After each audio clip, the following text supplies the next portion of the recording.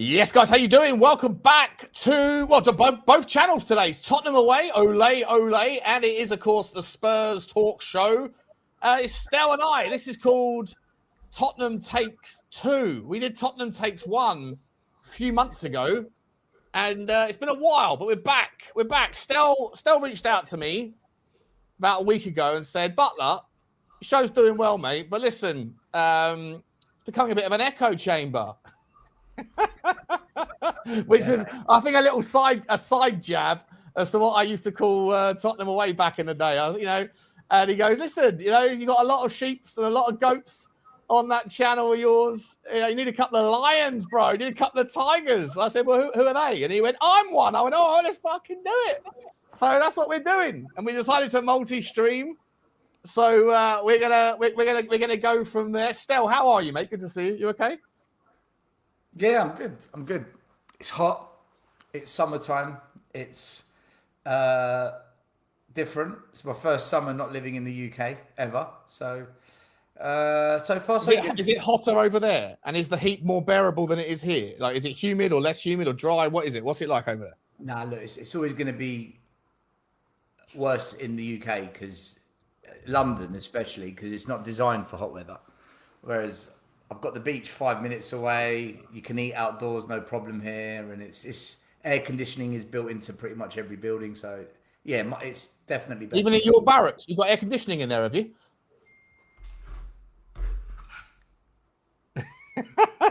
Listen, bro.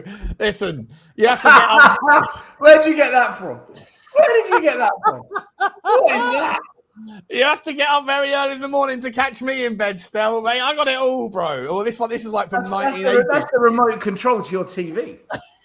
The TV remote. Listen, we've all got a little thing. I'm not sure how well it works, but we've all got a few things. We've got a thing or two about a thing or two.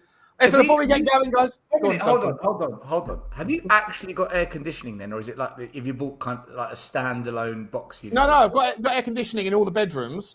Problem is that they were built by the people that owned our house or owned my house before I bought it, and the air conditioning unit, like the thing where all the air gets sucked in and gets pushed out from, they're supposed to be on the outside of the houses, right? Yeah.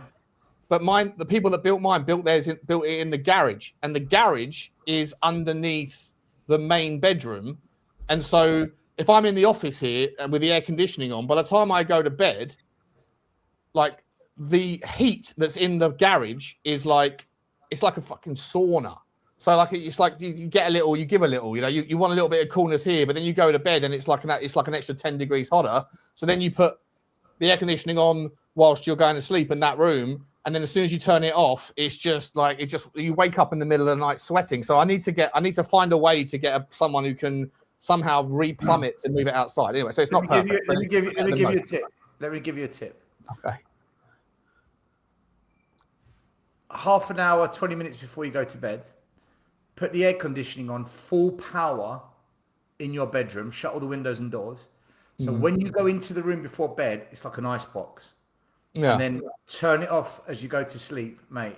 It solves all your problems. Yeah, but then you wait. Like I say, the problem is that then the heat that comes, because like if you ever stood outside an air conditioning unit, like the heat that bellows out of it, it's like it's ridiculous. It's like standing behind a bus, but that bus is exhausting its fumes into my garage, and the heat rises and it goes straight up into my bedroom. So it doesn't matter what I do; I can stay cold for 5 minutes, and then as soon as you turn it off, anyway. Listen, no one came here for. Let's get down to business, shall we? Let's do half an hour on air conditioning unit. Okay, well, we have to get Plumber on. We have to get a plumber, Flower. We'll get Flower on. We'll get James Flower on. Where's James Flower? Come and talk. Where is James Flower when you need him? Anyway, guys, listen, whichever channel you are on, whichever channel you've come in on, there's 400 people here already. Great to see everybody. Please make sure that you do the decent thing and that you subscribe to the other person. If you're here on the Spurs Talk Show, make sure you get over to Tottenham away, ole. The Stella, I will put the links for both channels in to the channel. Please get over and subscribe if you're from mine to Stel. And if you're from Stel's and you don't, despise me because of my Levy take, I'm sure we're going to get into it. Then come over and say hello to me at some point. Make sure you smash the like button on both channels. If you don't mind, Stel, I just got to do a quick plug for OK Jersey, 10% off. Going to okjersey.com, 10% off if you use Sean10 at checkout. You can get all of your latest and greatest football shirts and your old clobber and all that stuff. Just go a size or two up, depending on your the gift of your frame. Stel, where would you like to start, my man? Listen, you said that you wanted to come up. You said lions and tigers are absent and AWOL on my channel recently. Do you want to start at a friendly in a zone where we can probably find a middle ground, which is like the youth team? That's a big thing at the moment, isn't it? Or do you want to get straight in to the things that where we find? I've come ready. I'll tell you where we'll start.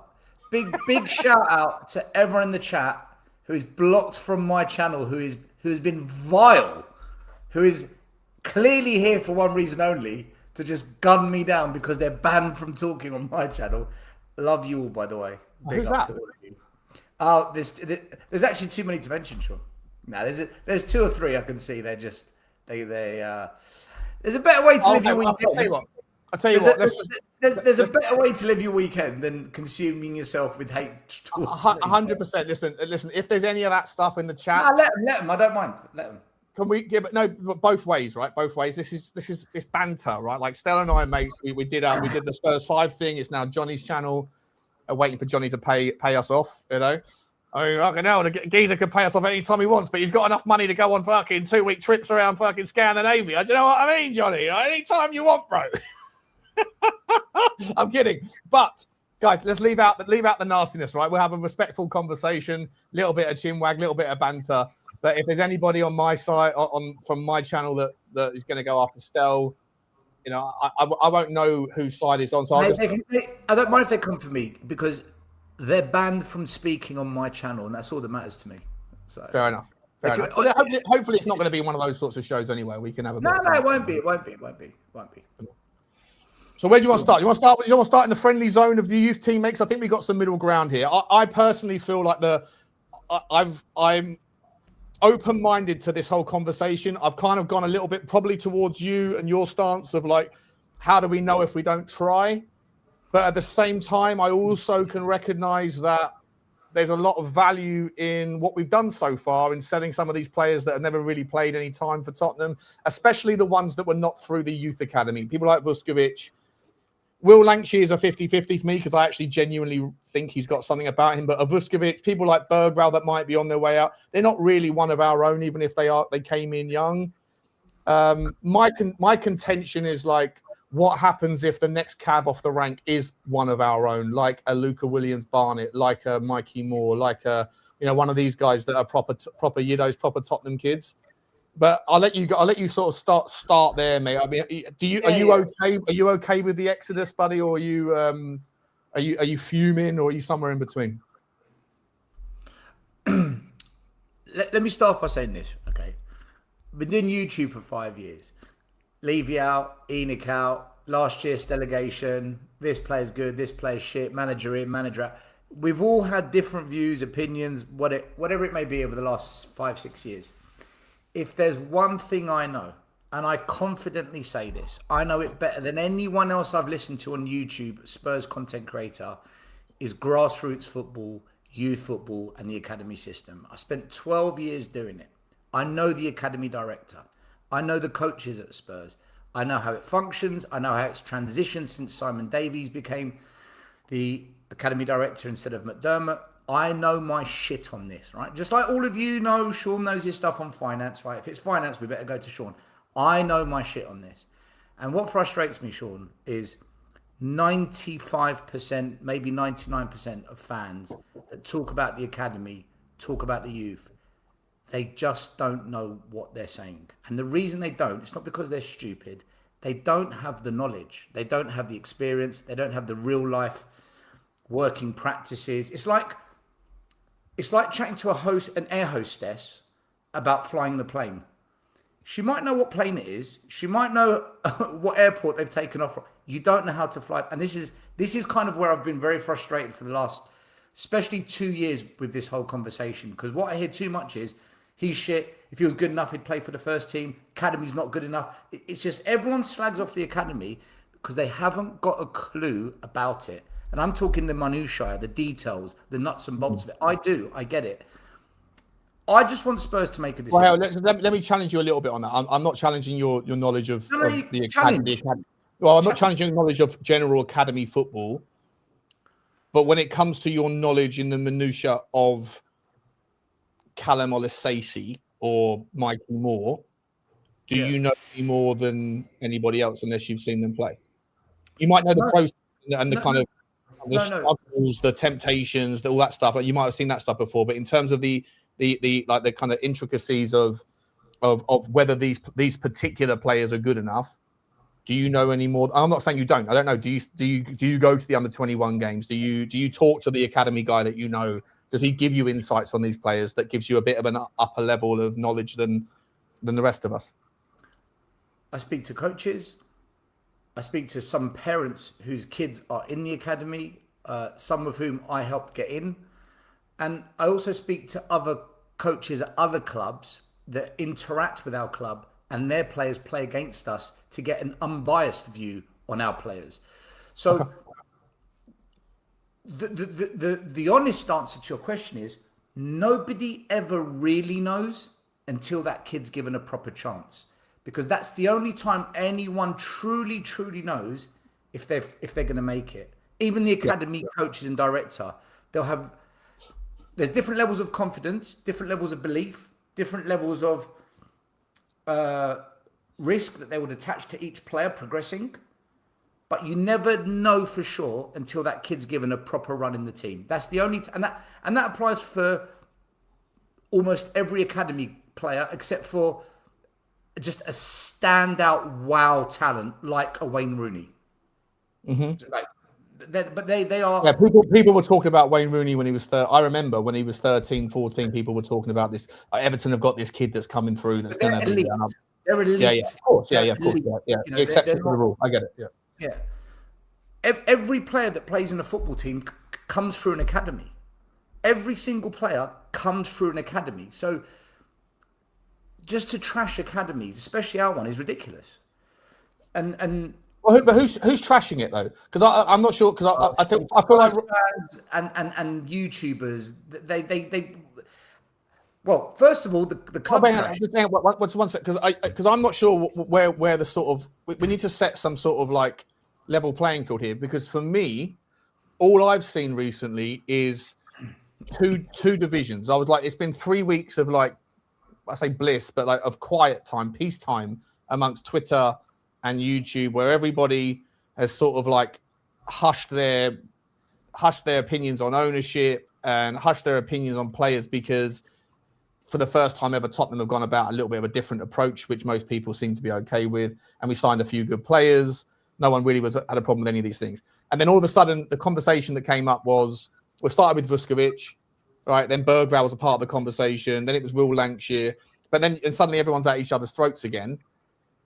And for me, I'm not sure, like, I don't know if it's trashing of the youth team that's coming up in conversation. It's more around either half the fan base is saying, like, we're selling everybody that, like, we spent 3 or 4 years waiting to see to come through. And then the other half are like, well, if they were good enough, they would have played already. So therefore, let's just trust the manager. I don't know if it's a trashing of everyone seems to either be not okay with selling players for 20 million quid or more than happy to do so. Which is either way, it's like a compliment, isn't it, to the youth team that you can sell players for 20 million? Right. 2 things. Number 1, when we built this new stadium, the board directed the academy to focus on making money to provide revenue towards the stadium build. That's when our academy became more business than development of player for the first team. And 25% of the deposit that we put down to borrow, I think you can tell me 700-800 million that we borrowed, the 200 million deposit that we put down, 25% of that came from the academy. Since then, we seem to have stuck to that, where the academy is now an extension of the club to generate money to then go and put into... Wait, sorry, you confused me there. Of the billion that we borrowed, 25% of the deposit, is that what you're saying? Like 50 million. We 50 million quid came from the academy, i.e. Ollie Winks and Sorry, Ollie Winks, Harry Winks and Ollie Skip. So is that what you're saying? No, we sold them after the stadium was built. The deposit to borrow the money to build the stadium, the academy generated 25% of the deposit. From selling who? Loan deals, selling. Well, Cole Norton went for, I think it was 10 million. Kevin Wimmer, I think we sold him for 10 million as well. So Cameron Carter's Vickers, those sorts of players. I don't know if he was old after as well. Maybe he was after. I can't remember. 50 million was generated from the academy. Okay, fair enough. I've never heard that before. That's fair enough. I'll trust you. Go on, carry on with the point. Yeah, 50 million. I heard this directly from the academy. They've got like an auditorium at Hotspur Way, and they do talks. And once in a while, we used to get invited there, and they explained to us that we've generated 25% of that deposit. And they showed the numbers. Okay. And since that day, we have remained, when I say we, I'm talking about the academy has remained a cash cow for the business. Now, where that money goes, whether it's hotels, players, I don't know. I don't have the paper. Is that a bad thing or a good thing? Before you get into the detail, are you okay with that as a principal idea, or are you not okay with it? I'm not okay with it when the mission statement of the football club for the academy, public mission statement, is this. Right? Tottenham Hotspur Academy exists to develop outstanding young people and footballers through the Spurs way, creating a pathway from youth football to the first team. Let me repeat. Creating a pathway from youth football to the first team while playing brave attacking football, blah, blah, blah. Okay. That's not what we do. We don't do that. So the club is saying that's what the academy does. But the reality is we have now adopted the Chelsea model, which is don't worry if we don't develop players for the first team. Just make sure we generate money. And that's right. Okay. Hold up though. But like Vodafone's mission statement would be something like connecting people all around the world. But no barriers to entry to communication, right? But in reality, their primary purpose is to make money. I don't know if there was a mission statement of the academy that was honest, and they said our desire is to find enough players that we can sell on to supplement first team purchases, and then also occasionally find a gold nugget, it wouldn't go down quite as well. So I don't know if it's your resentment towards that. But yeah, fine. But okay, mate. But like, what are we doing here? If you're expecting honesty out of a business, I think your expectations need to be changed. But we're talking about kids here. We're not talking about selling pasta at Sainsbury's or mobile phones at Apple. We're talking about young kids that go into an institution aged 7, 8, 9, who are institutionalized and then become a commodity. That's not what the club is telling the parents. That's not what the club is telling the coaches. So that's fair enough. I have nothing against Tottenham copying the Chelsea model. But say that and be that. Stop this. We're going to sign this kid. We're going to sign that kid. We're going to develop this kid. And he's going to get a little taste in Europa. And he's going to get a little taste here. And then we go and spend 100 million on Gray, Berghvall, Odeberts. None of them have landed. And yet those academy kids, they don't get that same chance. Look, maybe, Sean, maybe I've got a bias because this is my background. This is what I did. No, I'm not even going to. Maybe I've got a bias. I can't watch players that I look at, and I speak to coaches, and I speak to coaches outside of Tottenham who all say to me, you've got a player there. And we simply block the pathway by buying players that now takes away a spot from a potential academy kid. That's okay. So who are the players that your connections, your relationships, whatever? Who are those players that you're referring to that we've let go or that we still have? That we've got a player that hasn't been given a chance. Who are those players? Right now, I would say, over the last, however long you go back as far as you want. The people that you know that have said Tottenham have got a really good player there that hasn't been given a chance. Either they're still here or they aren't. Who are we talking about? So I would certainly say, what's the little lad who was at Burnley? He played in Portugal as well. I forgot his name. Marcus Edwards. Should never have let him go. And then when you look at the players we signed during the period that he went and played elsewhere, you're thinking he's better than them. Yet those players have come into the club. I think players like Brandon Austin should have been given a much better chance at Tottenham Hotspur. The goalkeeper. he should have been given a better chance. He should have been the number 2 at Tottenham. Why? Yet again, he's the number 3 again. I genuinely, of all of the positions that I think, of all of the positions in the football, on a football pitch that I think is the most difficult to navigate, is the goalkeeper. Because every Premier League team can't afford to have someone that is anything other than exceptional as your number 1. And then when it comes to your number 2, you have like a really, really difficult. It's one of those, like you're playing like Russian roulette. But where has it got us? Where has it got us? The last 6 years we have declined as a football club without using the academy kids. There is an argument to say some of these kids could have done a better job than what we've witnessed the last 5-6 years. Sure, but that's like a straw man argument with all due respect still. Like, it doesn't mean ipso facto that had we used the kids, it would have been a better story. There's a million variables that are outside of that ball. And also it's Monday morning quarterbacking as well. Like, had we gone into the last 2 seasons... But we do know what it looks like without them. And it was terrible. Yeah, of course, 100%. I'm not like... I won't dispute that. But if you had gone into... Let's say last January, we just remember Mathys Tel. Right? I'm not going to continue to bar on the Mathys Tel hill. It's a boring conversation. But just as an example, forget my opinion on Mathys Tel for a second. Just on that scenario, remember the timeline of events as that Mathys Tel story was emerging January 2025. He was linked to us. Everyone was super excited. Mark Goldbridge was going. He's going to Tottenham, right? And then. Okay, but a lot of people were, right? Other fans, I remember Robbie Lyle from AFTV was saying, what the hell is going on that Tottenham are getting hold of Mathys Tel? Why didn't we? All of that stuff happened, right?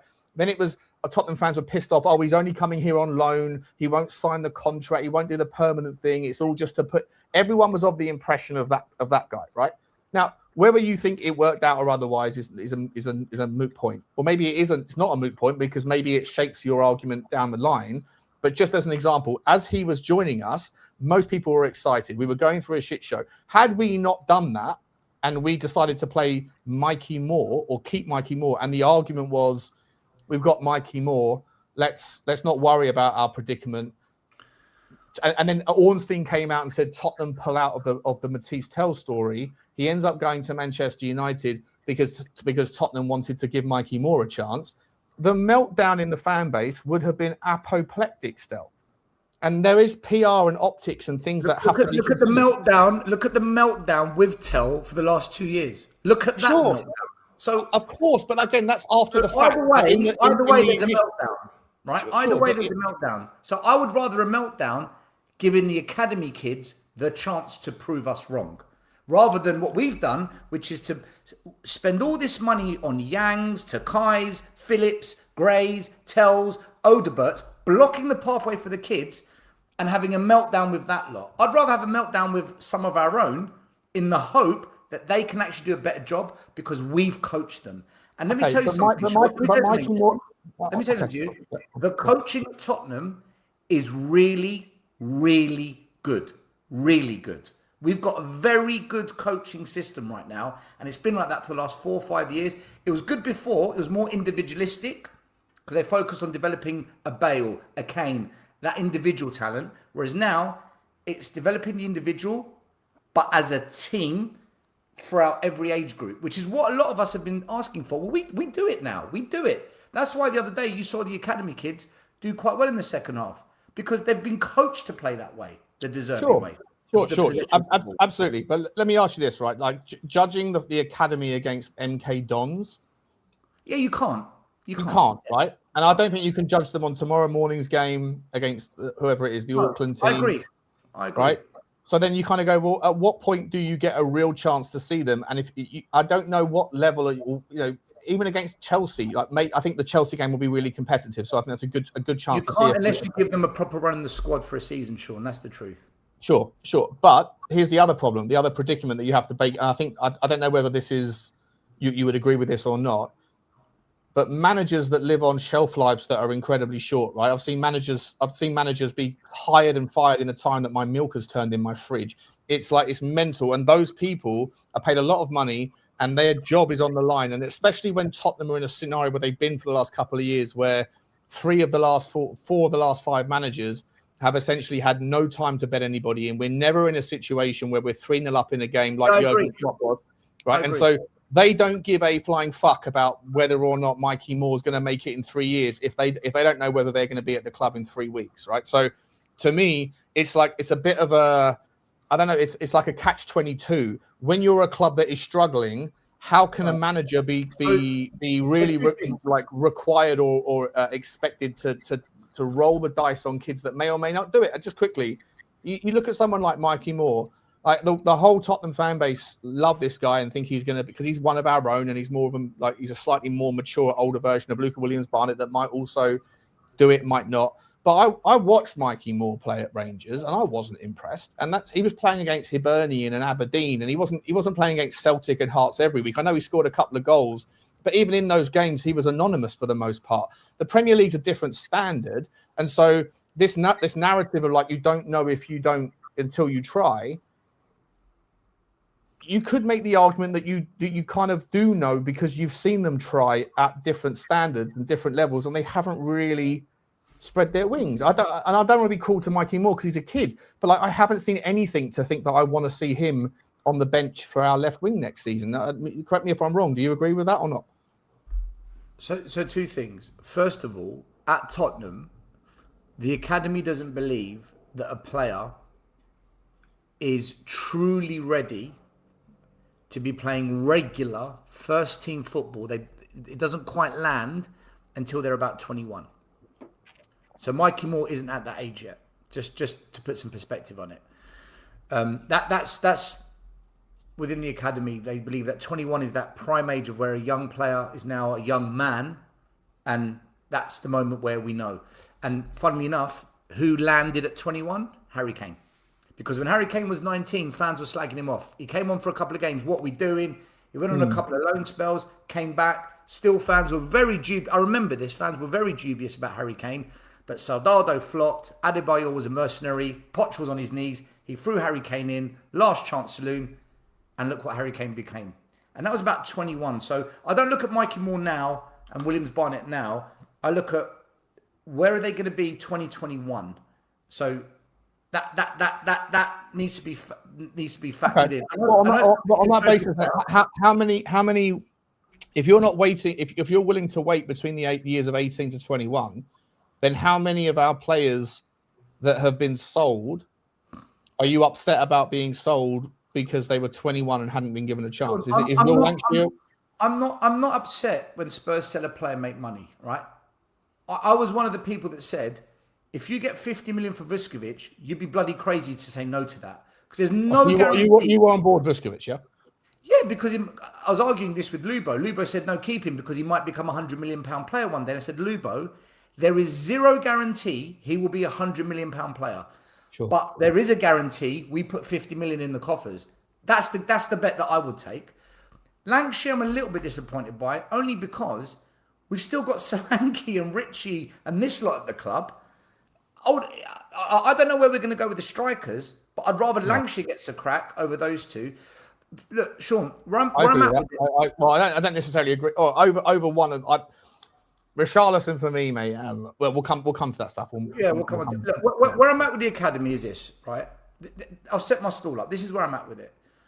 I want Spurs to actually have a player pathway for the best kids in our academy. You can't go and dump all the academy kids in and say, right, show us what you got. Just bring one or two for a year. That's all I'm asking, just one or two. What I'd like Spurs to do is have a cultural change. Have a philosophy, but you're not going to have that philosophy unless the culture changes. Well, we do what some of the Spanish clubs do. We say, right, 70%, 75% of the squad we're going to buy.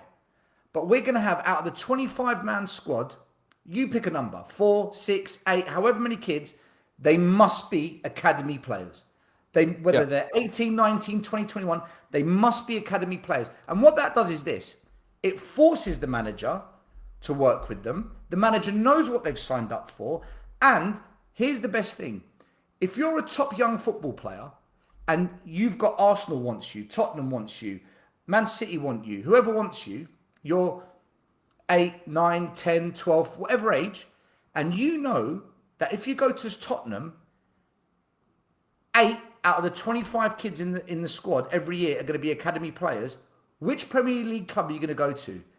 You're going to come to Tottenham because we become the most attractive club now to those youngsters if they want Premier League football. Because maybe not, right? So there's another argument there. Money comes into it as well. Money comes into it as well. But also, if you as a young football player, what you want more than anything, I want to play football, and this club, they have a pathway. They have a pathway because it's the philosophy of the club. Sure, 100%, right? But on the other hand, and this is the conversation I was having with myself on an upload, and again trying to put out both sides of the argument. If you are like a 16-year-old that's looking for a move from insert any club there, and Tottenham come along and say, come to us, if the conversation is, will I get minutes at Tottenham, then the answer is no. Then you can make the argument, they'll say, well, why would I come to Tottenham? But then the counter to that is, well, because you get to play in the under-21 team where you are going to be noticed more than you would be if you were doing it at Hibernian under-21s, right? And until you're ready to go. And then we'll put you out on loan. And by the way, we don't stand in your way. Just thought the way that Brighton have created a narrative within their first team, well, that's the state of their club, where they're at in the pecking order. You know, if Brighton continue to do that, where they'll buy a player, they haven't got the ability to make hundreds of millions of quid from commercial because they haven't got the stadium, they haven't got the draw, all that stuff. But so their way of making ends meet is they'll buy a talent for 20 million and they'll sell it for 80 or 100 million when the time is right, and they'll never stand in that player's way. That is a wonderful rationale for the next top talent from Europe to go to them, like a Vuskovic, who thinks I'm going to get my chance I'm not going to be cock-blocked by bigger names, bigger professionals, whatever. And then if I get to 100 million level, Brighton won't stand in my way. That same recipe can work at Tottenham as well. If you are saying, look, we will put you on the map, you'll get a chance to play football in the under-21s. We'll send you out on loan. And either you're good enough or you're not. But if you're not, you can see by looking at Lancashire, Tynan Thompson, Alfie Devine, insert whoever else there, that we won't stand in your way. We'll let you go. And you will be recognised in a higher echelon than you would do if you were playing football for, I don't know, the under-21s of Hull City or of Southend United or whatever else. So I think it's a double-edged sword. I agree with you in a principle that if you, in an ideal world, you could have a youth academy that does present two players a season that get a chance to play 5 or 10 games. But again, if Tottenham are in a situation where it's crunch time, either we're 6th trying to chase a Champions League spot, or we're 17th trying to protect our Premier League status, a manager isn't going to roll the dice and give 25 minutes or 30 minutes to a 17-year-old because it's an unknown. And that, to me, is a problem for a team like Tottenham. Liverpool, Jurgen Klopp had a wonderful repertoire of giving minutes to the likes of Harvey Elliott and all those sorts of guys. But he did it when they were 4-0 up in games and there was 20 minutes left and there was no risk to the overall result. Tottenham haven't been in that situation for about 3 or 4 years now. Sure, we've been in the best situation to bring through the youngsters because there's no pressure on us to get top 4 because we've been shit. Let me just remind everyone, when Arsenal were in the mud and Arteta came in, they were finishing 8th, no Europe. They brought through, during that period, Joe Willock, Maitland Miles, Saka and Smith Rowe. 4 academy players all got dumped in. And what happened? Maitland Miles lasted a year or two. Mate, you don't quite cut it. Willock, this isn't for you either. Balogun as well, by the way, another one, Balogun. They all got shipped out. Smith Rowe lasted a bit longer, got a few injuries. In the end, they moved him on. Saka became a superstar. England international, Premier League winner. He's one of their star boys. But they gave all those kids a chance. One became the star. But they gave them that chance. Saka would never have made it. If Arsenal were 2 points away from relegation, that he wouldn't have done that. Sure, you're right. On that, I agree with you. In a relegation battle, because you're right, because De Zerbi came in and dumped all the kids and said, we're not staying up with the kids. I need experience. Thomas Frank didn't play him either because he was under pressure from the word go because it was too big of a deal for him. He couldn't handle it. But when Ange came in...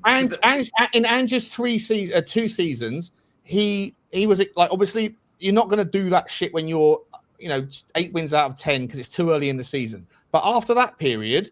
it was such a regression in form where we were losing every other game. and he was worried about his job. I can remember about 3 or 4 occasions where Tottenham were like in really healthy positions. And I remember doing watch-alongs saying, why don't you give one of the kids a chance? I think one of them was against Southampton where we were 4-0 up at half-time or 3-0 up at half-time. Do you remember that game? That was a scenario where you could have given a chance, right? But it was few and far between with Ange in his 2 seasons. It was absolutely impossible to do that under Thomas Frank or De Zerbi. And so you have to go all the way back to Mourinho or Conte to think, were there opportunities for them to do it? And Conte's a win-now manager. Conte's never going to fucking give a shit about kids. And Mourinho was only here for, 11 months or so? Or I don't know how long. I can't remember how long he was here for. The best time to bring in youngsters is when the club resets because the pressure's off and the expectation is lower. Sir Alex Ferguson went to a broken Man United. Broken. What did he do? He brought through those famous 5 academy kids. Mm-hmm. Look what ended up happening, right? There was no guarantees they were all going to be good. Some were much better than others. For example, Giggs and Scholes were outstanding, right? But the point is, the pressure was off. Same with Arteta, the pressure was off. Right now, for me, the pressure is off us. I think for the next 2 years... So? Well, if we keep spending big money, no. The pressure is massively on De Zerbi. But the pressure is on De Zerbi more than it was on Thomas Frank, in my opinion. We'll speak about that. What I'm trying to say, Sean, is... No, I actually agree with what you've said. And we will talk about that.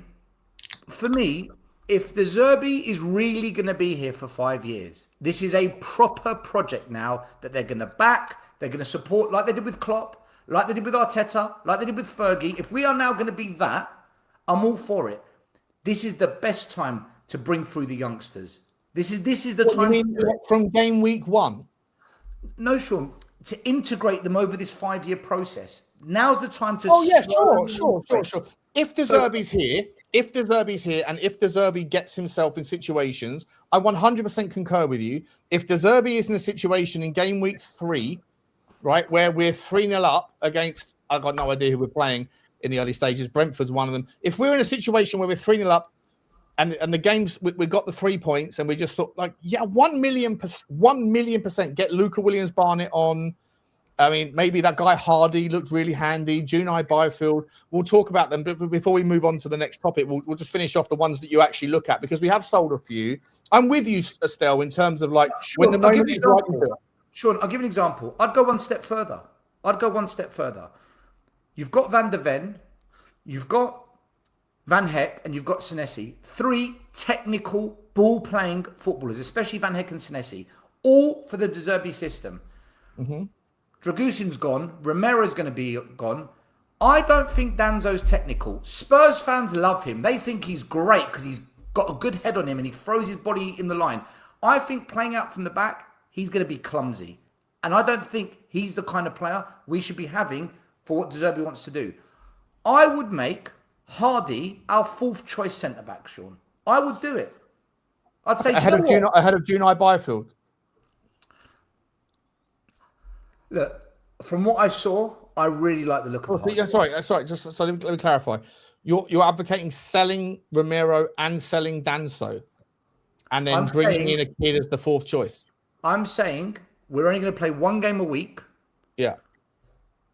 Are we going to use all 4 defenders? Most probably not on a regular. Yeah, but we might have. We're going to have. We haven't fixed the injury. Although for what it's worth, I did get a message from my mate Gary, who is a consultant in the medical thing at Tottenham. I won't. He told me loads of stuff I can't share, but he basically, I'll summarize it by saying that we're making as big a signings in the medical team. Yeah, they made announcements on socials that they've no, I think there's other things. The announcements didn't line up with what he was saying. Some of the stuff that he's saying that we're doing in that world is really apparently it's really relieving. I don't know, it is what it is, but either way, the chances are we're going to have injuries. If what you're advocating is sell Romero, sell Danso, and then you have those 2 on the left, Van der Ven and Senesi that can battle it out. And then you have Van Hecker. But if Van Hecker does his ACL in game week 2, then you're saying that essentially we bring in Junai Byfield and Hardy. One of them. Just one of them. Yeah. Well, that to me is it's a massive. That's too risky. Too risky. How do you think we developed Ledley King, Sean? How did Ledley King become who he was? Yeah. Okay. That's fine. But again, this comes back to the overarching point: is that none of us, and that's why I asked you the crucial point. You were saying that you know more than everybody else about youth team transitions, and I'll concede that you know far more. I don't know anything about fucking football in that regard, right? Do you actually know how good Hardy is? Sean, hold on 1 second. Right? That can sound really, really arrogant, right? What I'm saying is, I understand the player pathway and the development process.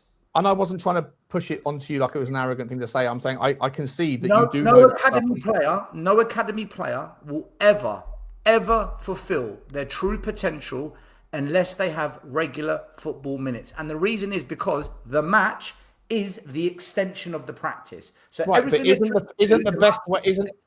I hear you, but unless you have a Wayne Rooney level that is 14, 15, that's scoring 25 goals at under 21 level. Kane wasn't that at 16 or 18. No, but Kane went out. But Kane went out on loan for 3 years. And most of those you're advocating giving Junai Byfield first team minutes or Hardy first team minutes before he's even touched competitive football. No, Sean, I wouldn't start them. It goes I know, but if you're saying sell Danso and then Van Hecke gets a knee injury in game week 1, then you are starting one of them. Danso can't play De Zerbi football. He's technically incompetent. He's a buffoon on the ball. I disagree with that. Sean, hold on a minute. Danso as a technical ball-playing, out-of-the-back footballer. Yeah, but you don't need... But listen, the way that we've gone about our rebuild, mate... If Danso was that good, why did we sign Van Hecke and Senesi ahead of him? We've gone from, like... Sean, answer that question. Why did we sign Van Hecke and Senesi if Danso was that good? Well, Senesi is a left-sided centre-back, right? We haven't had any competition for Micky van der Ven at all. Right, and then we had Ben Davies that had to come in. And by the way, we'll have to talk about him in a minute because I know you're not a fan of Ben Davies. Why not start Danso? Why are we signing Van Hecke? Start Danso. He's so good. Oh, because I know when I hear managers, he's technically poor, Sean. He's poor. No, because position is important, right? If you're a right footer playing on the left hand side, you close off especially in the central position. Derby needs technical players. He needs. Hang on. Yeah, but you can't tell me that even if hang on. Even if Van Hecke gets injured. Yeah. And Danso comes in. It's not like Tottenham suddenly have a lack of technicality, right? You've got Senesi, you've got Micky van der Ven, you have Pedro Porro, you have Senesi and Van der Ven. They're two left-sided. No, but I'm saying even if you had to play Van der Ven and Danso, you've still got, or let's say you played Senesi in that environment, right? If that happened to Van Hecke, you would drop Van der Ven, maybe play Senesi because he'd be the technical player. Hang on a second. Right, you've still got technicality in Pedro Porro, in Senesi, in Fernandez, in Tonali. Fernandez doesn't play at the back. I'm talking about playing out from the back. You would prioritize Senesi in a world where Van Hecke got injured, and you would say, "Well, sorry, Micky, we need someone that's technical because Micky van der Ven isn't technical, right?" So you're only making the argument that one of those two is technical. If it happens to be that Van Hecke gets injured, then you just replace Van der Ven with Senesi and let Senesi take on the technical stuff because he's very technical. I don't disagree with that, but Danso has been replaced by two centre backs in one window. They are ahead of it. Danso hasn't been replaced by Senesi. Danso. Okay, Sean. Right now, who's the fourth choice centre back at the club? No, but it's 2 and 2. Like, it's left and right. There is a massive difference. So, do you see a world where Danso starts ahead of the other three centre backs? No, I see a world where Romero is being replaced by Van Hecke. So Van Hecke is our starting right-sided centre-back, and Danso remains as our second-choice starting centre-back, as it was last year. On the left, I see a situation where Van der Ven stays our first-choice centre-back, and in certain games, or in certain styles, or in certain environments... Okay, sure. All right, let me rephrase the question. Does Danso start for Spurs? He doesn't start for Spurs if everyone's fit, no. Why not? Because Van Hecke is a better defender. In what way? In 75% of the metrics of being a defender, apart from aerial threats. But you can make the same argument. Like, does Senesi start ahead of Micky van der Ven? I'm going to dig deep here. I'm pushing back on you. What are those 75% metrics? What are you talking about? What are they? Van Hecke is a far better passing centre back. far better progressive player on ball. There you go. On ball stuff. Exactly. Van Hecker. Exactly. Yeah. Right. So right. Who's better? Okay, let me push back on you. Who's better on the left-hand side on ball metrics, Senesi or Van der Ven? On the ball, Senesi. On ball. Right, but who's going to start? Who's going to start? I don't know. I actually don't know. Micky Van der Ven's going to start. Hold on. I wouldn't count your chickens on that. But hold on. That's got nothing to do with Danzo, right? No, it does. It does because it's a yin and a yang. In a world where Van Hecker gets injured, right? Then you would sit there and go, well, now we don't. Now if you play Van der Ven, Van der Ven is technically better than Danzo. Van der Ven is far more superior technically. And Senesi is technically better than Van der Ven. Right. So Danzo is the least. Senesi. Doesn't mean you start Senesi. But this is my point. Danzo is the least technical player of the defenders we've got. The only reason you are not going to play in a world where Van Hecker gets injured, you are not going to play Van der Ven on the left and Senesi on the right. Sure. Because positional side is more important than technicality. The only reason we've kept Danzo is because we're not going to sign 3 centre-backs in one window. That's the only reason he's here. He's technically incompetent. Great in the air, good at blocking and throwing his body in the line. He'd be brilliant. There's this utility, mate. You need different profiles of players. Do you know why he stood out last season? Because if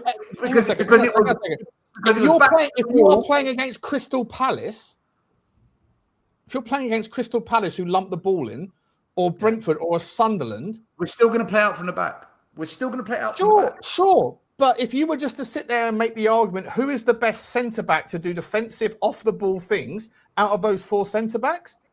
I'd make a strong argument that Danzo is a necessary option to consider in that way. But that's not the philosophy. The philosophy of a De Zerbi team, like all possession-based teams, is keep the ball so they don't have it. Yeah, fine, but you're making the argument that under De Zerbi's system that Danzo offers no value, and that's just absolutely it's a ridiculous thing to say. No, what I'm saying is, in a De Zerbi team that plays out from the back, he's incompetent. Yeah, but not all of the game's on the ball, mate. He's technically error-ridden. All we can expect is 60, 62, 63% against most teams will have the ball, right? But you still have 40% of the time you don't have the ball. To sit there and make the argument that Danzo is completely useless in a De Zerbi system, I think is a stretch. I would rather, right, just me, and you can disagree. I'm sure most people will. I would bin Danzo and start building with the 4th choice centre-back as Hardy. It could be Byfield. I'm just saying Hardy. And over the next 3-4 years, I bet you Hardy becomes a really, really good player for Tottenham and progresses from 4th, maybe 1 step up. Because Senesi, he's 29. He's going to need replacing in 2-3 years' time. He's not going to have the pace. And this is a 5-year project. I think we need to introduce a youngster in ahead of untechnical players like Danzo. That's just my view, but I think most. I think that's wild. I think it's wild for me. I think most fans have got this emotional attachment with Danzo. No. We've got to keep Danzo because they can't see how. Do you know what, Sean? Did you watch? You don't know. Hang on a second, Stel. Listen, we've been going for 15 minutes. We're going to have to move on to the other topics in a little while. But Stel, just quickly, like Hardy's 18. Gino Byfield, I think, is just 17. Right. I prefer Hardy, by the way. I do prefer Hardy. Listen, for what it's worth, I was super impressed with Hardy in the game against MK Dons. I thought he looked fantastic. I wasn't even that aware of who he was. I'd heard his name, but I didn't know much about him. But I was like, well, who's this kid? Unbelievable. So I'm excited to see what happens. However, to play that way. That's the way Spurs play. That's fine. But it's a massive leap, bro, from the under-21s. Like Dane Scarlett smashed and bossed the under-21s 5-6 years ago, and he's gone on to flop in an unbelievable way, right? Before you can start making the assumption that because you can boss, I know it does, but you can't say sell Danzo and in a world where Van Hecker gets injured, you're not going to see Micky Van der Ven and Senesi play left. He's technically poor. It doesn't work that way. Danzo's technically poor. He's not a good footballer. He's not neither of these 2 kids have ever been tested. No, they're technically good. That doesn't mean that they're technically good enough at that standard. You have to test them out when they're older. We won't know that unless they're given the chance. And this is my point. You'll get a better inkling before you give them the chance. You get a better inkling by sending them out to League One first. Like what happened with Jamie Donnelly. I disagree. Jamie Donnelly went to Leyton Orient, right? Yeah. And he smashed it. He was unbelievable. Yeah. Then he went to the Championship and he wasn't played. Like no one rated him. He went to two different. By the way, I think we've got this wrong. By the way, I think our loan system is flawed. I'll tell you why. I think what we should be doing is, and I don't understand why Tottenham don't do this. Maybe they do, but I haven't heard that we do. What I think we should do is, the 3 teams that get promoted into the Premier League, we should contact them and say, right, do you need some players for your squad? We've got some talented 18, 19-year-olds. Do you want them on a season loan? And put them into a Premier League setup, but where we know the coaching is going to be good. So right now, Coventry have come up. Frank Lampard is known for youth development. He's built a reputation of knowing the youth game. He'll know who Hardy is. He doesn't want to put all of his eggs into coaching our player just to get us him to come back to us. Sean, what I'm saying is, I would rather we loan our players to Premier League teams. But if they're not going to play, if they don't play in the Championship, they're not going to play in the Premier League, right? Jamie Donnelly is a prime example of that. And if you watch when he came on the pitch in the MK fucking Dons, right? And it was MK Dons' fucking junior team in the second half, by the way. Bro, it's a regression though, because what happens is our academy teams who are under 18s and under 21s, they play against Arsenal's under 21s, Man United's under 21s, Brighton's under 18s. They go into Europe and they play against Borussia Dortmund. They play against good teams in Europe. Those under 18 and under 21 teams are a better challenge than them going to a League 2 side. I'm sorry. The lower leagues are more physical. Jamie Donnelly went to League One and he was a revelation in League One. Yeah, he was much better than League One. He then gets his move to the Championship, played for 2 different teams in the Championship, and neither team gave him a fucking chance. Still, they didn't rate him. But I'm not here to defend Donnelly. I'm using him to exaggerate your point. You're saying skip all the loan system. Let's just trust that Byfield, Junior Byfield, and Hardy are good enough. No, I'm saying skip the loan system for players that I can see technically suit De Zerbi's system better than what we've currently got in the squad. So Donnelly's not a good. Donnelly's technical. He's slow as a coach, but he's not. He's technical. I don't think Donnelly is cut out for a club like Tottenham. My opinion. I don't think he's cut out for it. Well, I never jumped from Byfield and from. I never mentioned Byfield. I think Hardy. You mentioned Hardy. What have you seen from Hardy? His composure on the ball at the back under pressure when being squeezed, his ability to play out from the back. In that game, he's been he's been doing it at academy level. Sean, Simon Davies has completely changed the academy development. Every team plays the same way, and every team plays the way that De Zerbi's going to want to play. Our players, our academy's actually been coached for a manager like this. We've actually now got a manager, finally at Tottenham, that matches the ethos of the academy. We haven't had that. We haven't had that ever, Sean. Sure, we've never had that. That's fine. I don't disagree with what you're saying, mate. Because you're doing this. Listen, I don't disagree with your theory in principle, but in practice, it's like an academic trying to explain why the markets work the way they do, right? No. And they say there's an efficient market hypothesis. In reality, every single fucking stockbroker reads that book and says, you don't understand how it really works. I'm not saying you don't, but the people that sit there and write fucking textbooks, they don't get how the market works in real time. It's different for me to sit there and look at Hardy and say he's technically gifted, or Junior Byfield, or Luca Williams-Barnett, or any of these kids. Cool. We can all see it. I agree. I agree in principle. But there is a gulf. It's like looking at a 14-year-old who's ready to take their GCSEs and they'll get an A star and going, do you know what? Let's put him straight into Cambridge and let's see if they get a first class. No, do your A levels first.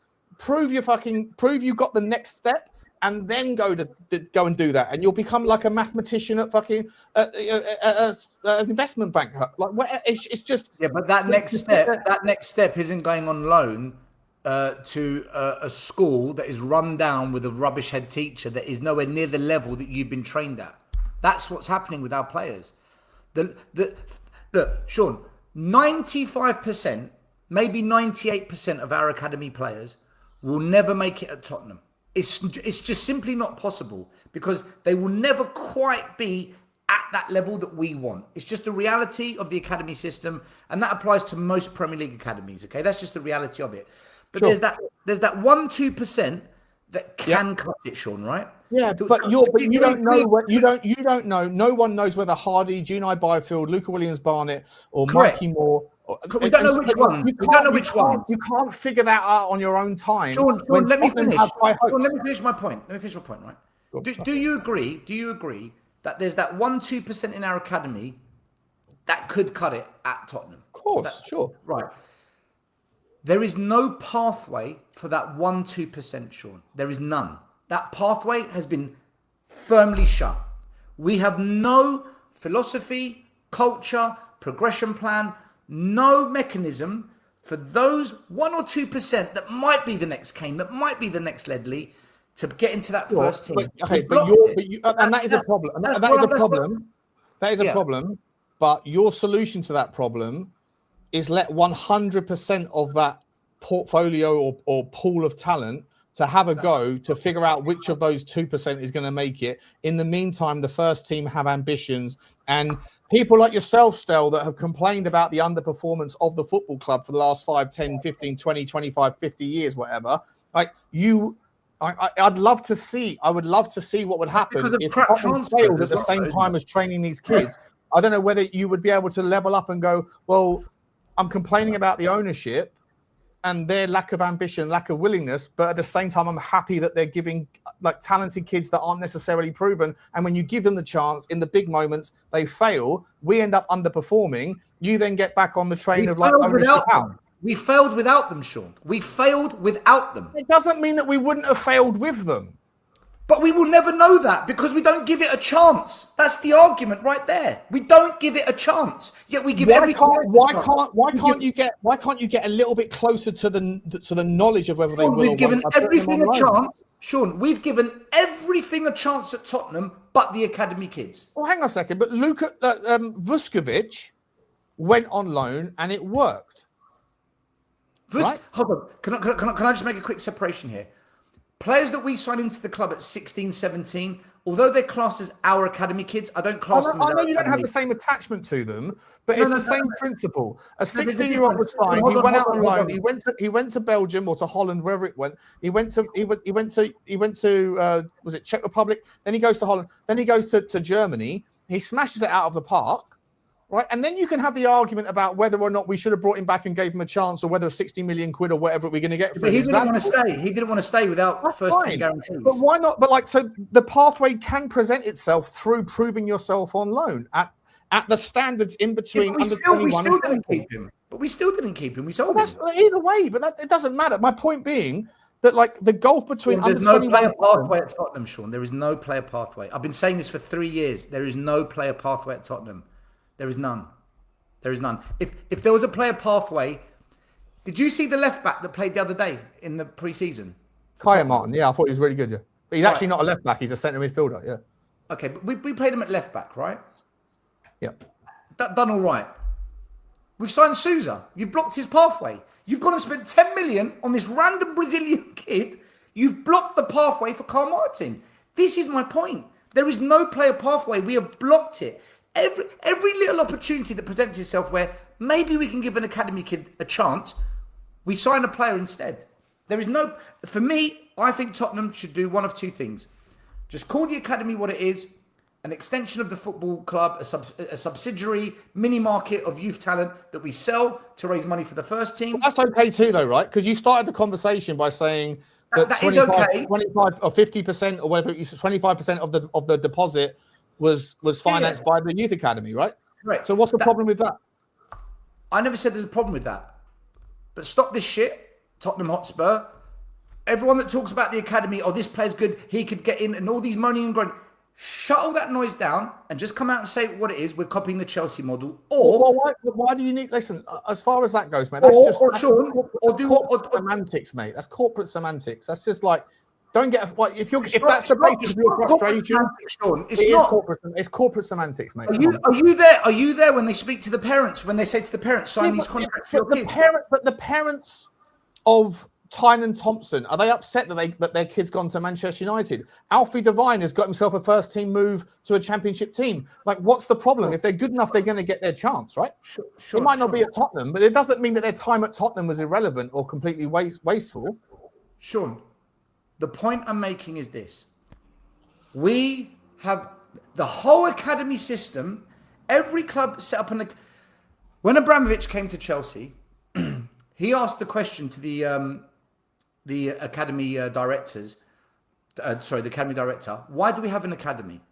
And the academy director said to him, "It's so we can develop players for the first team." And Abramovich said to him, and I know this because I was at St George's Park. I was on a table with the late Ray Wilkins that used to play for Chelsea. God rest his soul. He's passed away.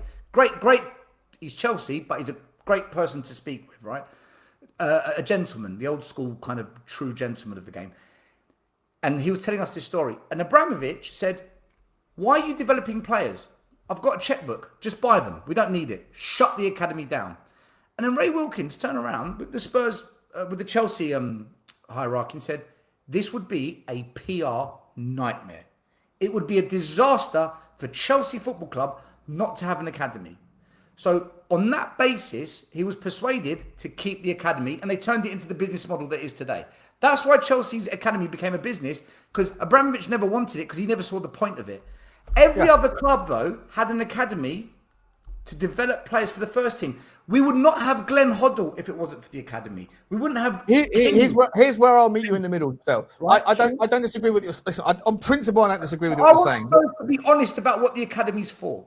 Listen, forget about fucking businesses being honest, mate. No, Come on, Stel. It is a business. It's a business, bro. What are we doing here? The academy has become a business. It wasn't that. Everything about a business is a business. It doesn't matter. No, Sean, the academies will never stop. Before you go buy a pair of fucking trainers, Stel, do you go and read the fucking mission statement of Micky? And then do you sit there and go, are they really behaving the way their mission statement says? They've got child labour in fucking China? You're dealing with a load of bollocks. No, Sean. No. Hold on. No. The academy system was always set up as a pathway for players to get into first team football teams. And they are getting into first team football teams, are they not? The ones that are good enough are. Maybe not Tottenham, but they are. Maybe not Tottenham. And that's the point. Why? Why, Sean? Why not Tottenham? Because if they're not... Well, first of all, I don't know, and I don't know if you know... The pathway is blocked. No, there is no maybe it is, maybe it isn't. Maybe you definitely know more about the natural transition of kids that have got talent into professional football than I do. When we sign Gray, what you don't know about, hang on, one second, so let me finish the point. What you don't know about is whether Tyne and Thompson realistically had the standard to be able to make it. And he actually had to look at the pathway in front of him and said, well, you've got Micky Moore, who isn't getting any minutes, and he's ahead of me in the pathway. And then ahead of him, you've got Mathys Tel, who's only just turned 21, and Udogie, who can play on both sides, who's 22 or 23, and Xavi Simons, who can play off the left, that's 23 years old. And we're apparently trying to spend 80 million quid on fucking Savinho, which is a joke, by the way. So, like, Micky Moore is the next cab off the rank to sit there and say, I don't want to fucking wait, right? And if so doing, so be it. As long as he gets his chance at first team football, whether it's through us or otherwise, in an ideal world, yeah, it would be lovely to have another Harry Kane that comes through our academy from 10 and becomes a superstar. But it doesn't happen very often for any club. It doesn't happen very often for any club. Sean, we have been shit without the academy kids having a chance. I just wonder what would have happened in certain positions on the pitch if we gave those minutes to the academy kids instead to see what might have happened. It might have been the same. Who in the last 5 years are you talking about? Sean. Let me rephrase this, right? If we go and sign, because you're making a statement. I'm going to answer, Sean. I'm going to agree with you here. I'm going to partly agree with you, right? If we go and sign really good players in every position, right? Everyone we sign turns out to be, brilliant left winger, brilliant striker, brilliant number 6, brilliant left back, brilliant goalkeeper. And we go on and win the league, or we go and win trophies. Which is what you've been asking for the last 5 years that I've known you. Let me finish. None of us, not a single one of us, will have a complaint. How can you complain? I can't. I'll say, do you know what? I think you'll find a way, Stel. I think you'll find a way. No, Sean. says the guy who wanted Ange to stay because he won us a trophy. Don't forget, I back success. I'm all for, it's all I want. All I want are trophies, right? I was in Bilbao. Why? I wanted us to win it, and I wanted to support my team to win it. If Spurs win the league, buying really, really good talent, mate, none of us can complain, and nobody will. Nobody will. No one will care about the academy anymore. That's the truth. However, every season that goes by, that I see a player in a position and I say, why is he in this team?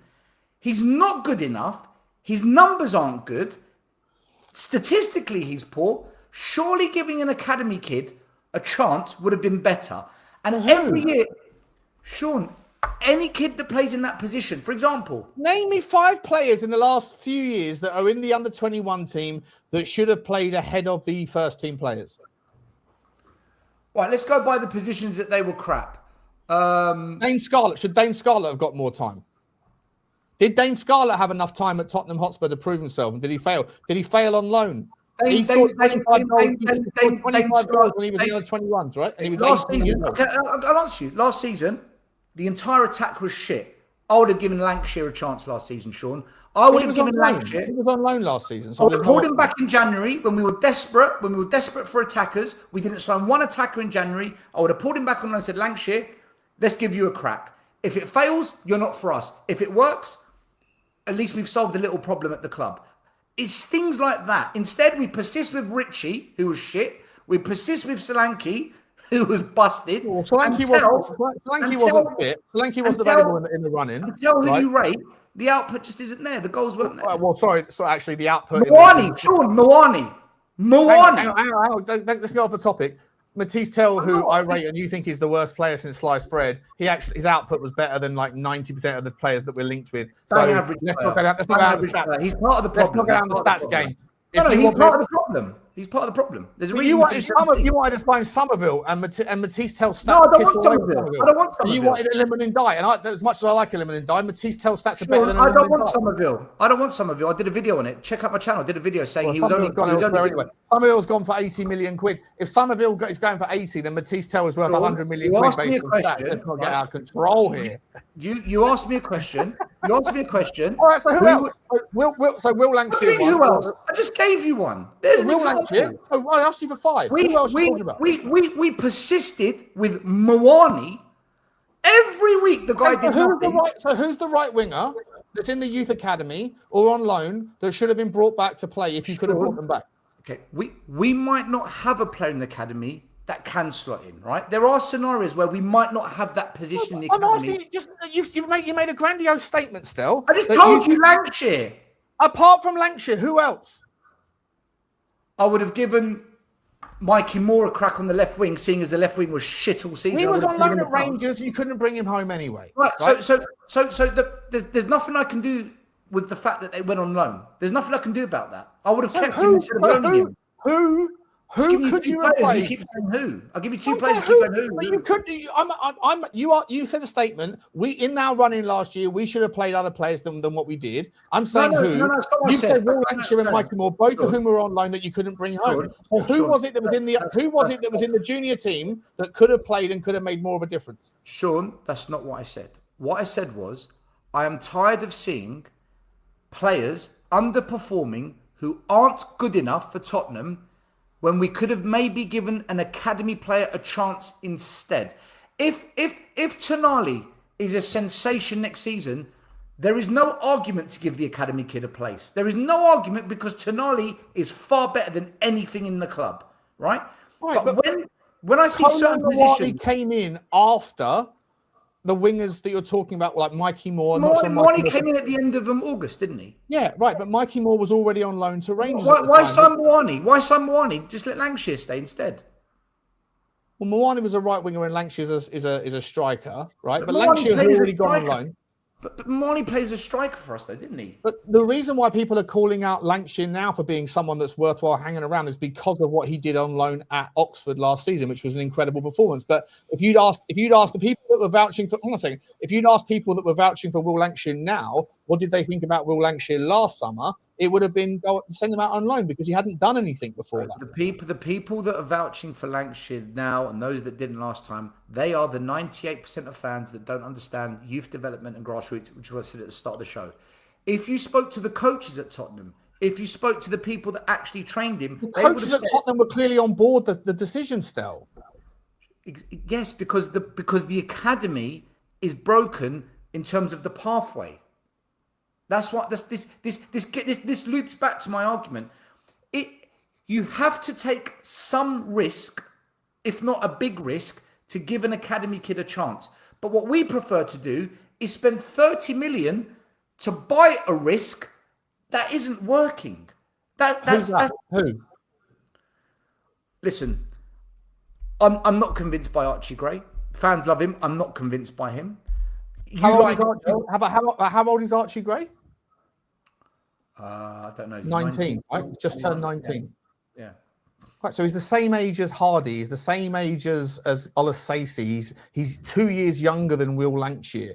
He's 3 years younger than Dane Scarlett. Come on, what are we doing here? What do you mean what we do now?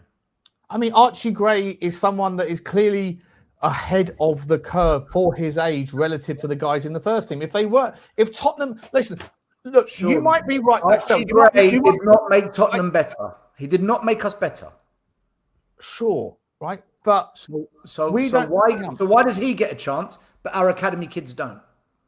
Which academy kid is it that plays in the six that's supposed to be better than Archie Gray? Archie Gray 6. He played centre back, right back. Archie Gray seems. I don't think anyone. He's a versatile player. You know what? Versatility comes with a compromise, right? Because you're not a specialist in any position, people can pick holes in everything that you do. Because you're good enough to play a right back. You're good enough to do this. Could you ask Mathys Tel to play left back or right back? No. Could you ask Tonali to do that? Why sign Gray then? Why sign Gray?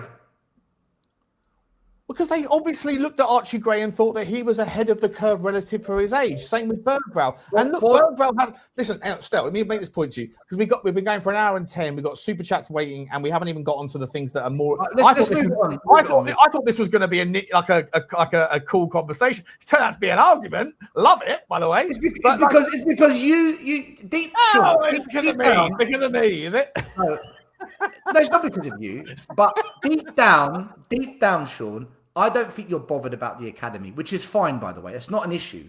I don't think you're too fussed about it. Whereas for me, I am. I am fussed about it. So I get it, but I don't think you've made a strong enough argument. Here's my feedback. I don't care as much about it. I haven't got as much skin in the game as you do. I haven't spent my life training kids, so I will concede that.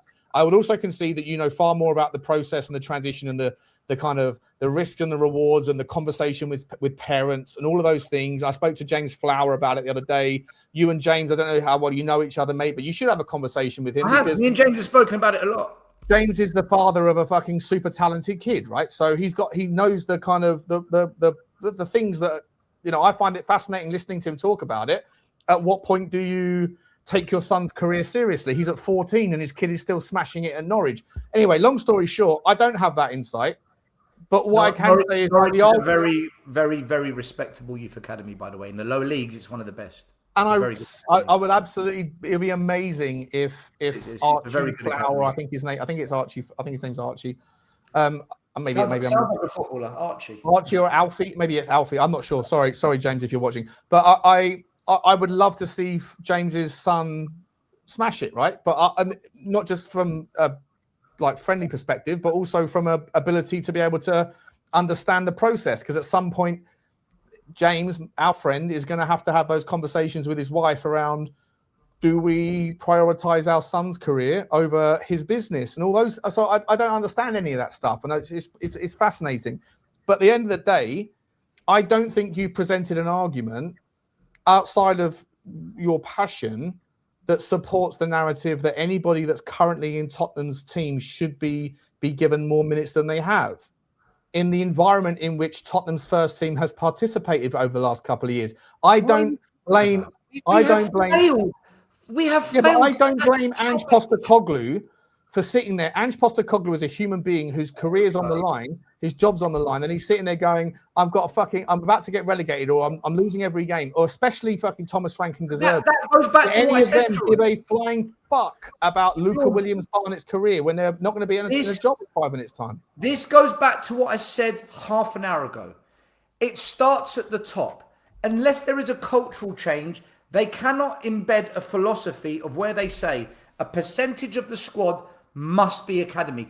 You know the Spanish. I'm asking you out of ignorance. Is that even a thing anywhere else? Does Manchester City, does Pep Guardiola or the new fella? In Europe, it is. In Europe, it is. What? Where like especially someone Spain from the first team has to play 500 minutes in a season or something like that? Is that what you're suggesting? That's a European condition. People wonder why the Spanish team is so goddamn good technically. It's because those kids, they know they've got a future in La Liga in those Spanish teams. Because in Spain, it's a rule. There must be a percentage of Spanish players. And a lot of the clubs, they take it upon themselves to say a percentage of our squad must be academy. So what that does is it forces the coaching to be better. It forces the recruitment to be better. And players know they've got a chance. The whole level is raised. In England, well, not England, in the Premier League, this isn't just a Tottenham problem, but I only care about Tottenham. Sure. We are failing. We are failing the academy players for the level we want them to be at. And we prefer to take risk on players that over the last 6 years have proven to let us down. Fair enough, mate. Listen, but we're going for an hour and 15 now, and we got to move on to other topics. Back to air conditioning. I haven't had a bead of sweat in the last couple of hours. I'm quite enjoying it. Listen, big up to everyone. Please don't forget, there's 1,000 people, there's 950 people or something like that. Please don't forget, guys, smash the like button on whichever channel you're on. Make sure you hit the subscribe on whichever channel you are on. Whichever channel you are on, make sure you go over to the other. I am Spurs Talk Show, and Stel is Tottenham away, ole. I will, after this, when I give Stel the first crack on the next question, I'll put the links in. Please do make sure you subscribe to both sides. It's a good conversation. It's I like it. It's Lions tonight. Matt C says, wish we were delegated so we could have Winks and Skip again instead of Tonali and Fernandez. Would have sorted our midfield problems. Still, that's aimed at you, I think, mate. I wanted relegation because I felt that's the way to force change at the top. Johnny, who was on the Spurs 5, he argued that almost getting relegated would scare the board into change. Both Johnny and I wanted the same outcome, but his approach to it has proven to be right. My approach has been wrong, but my outcome was the same as Johnny's.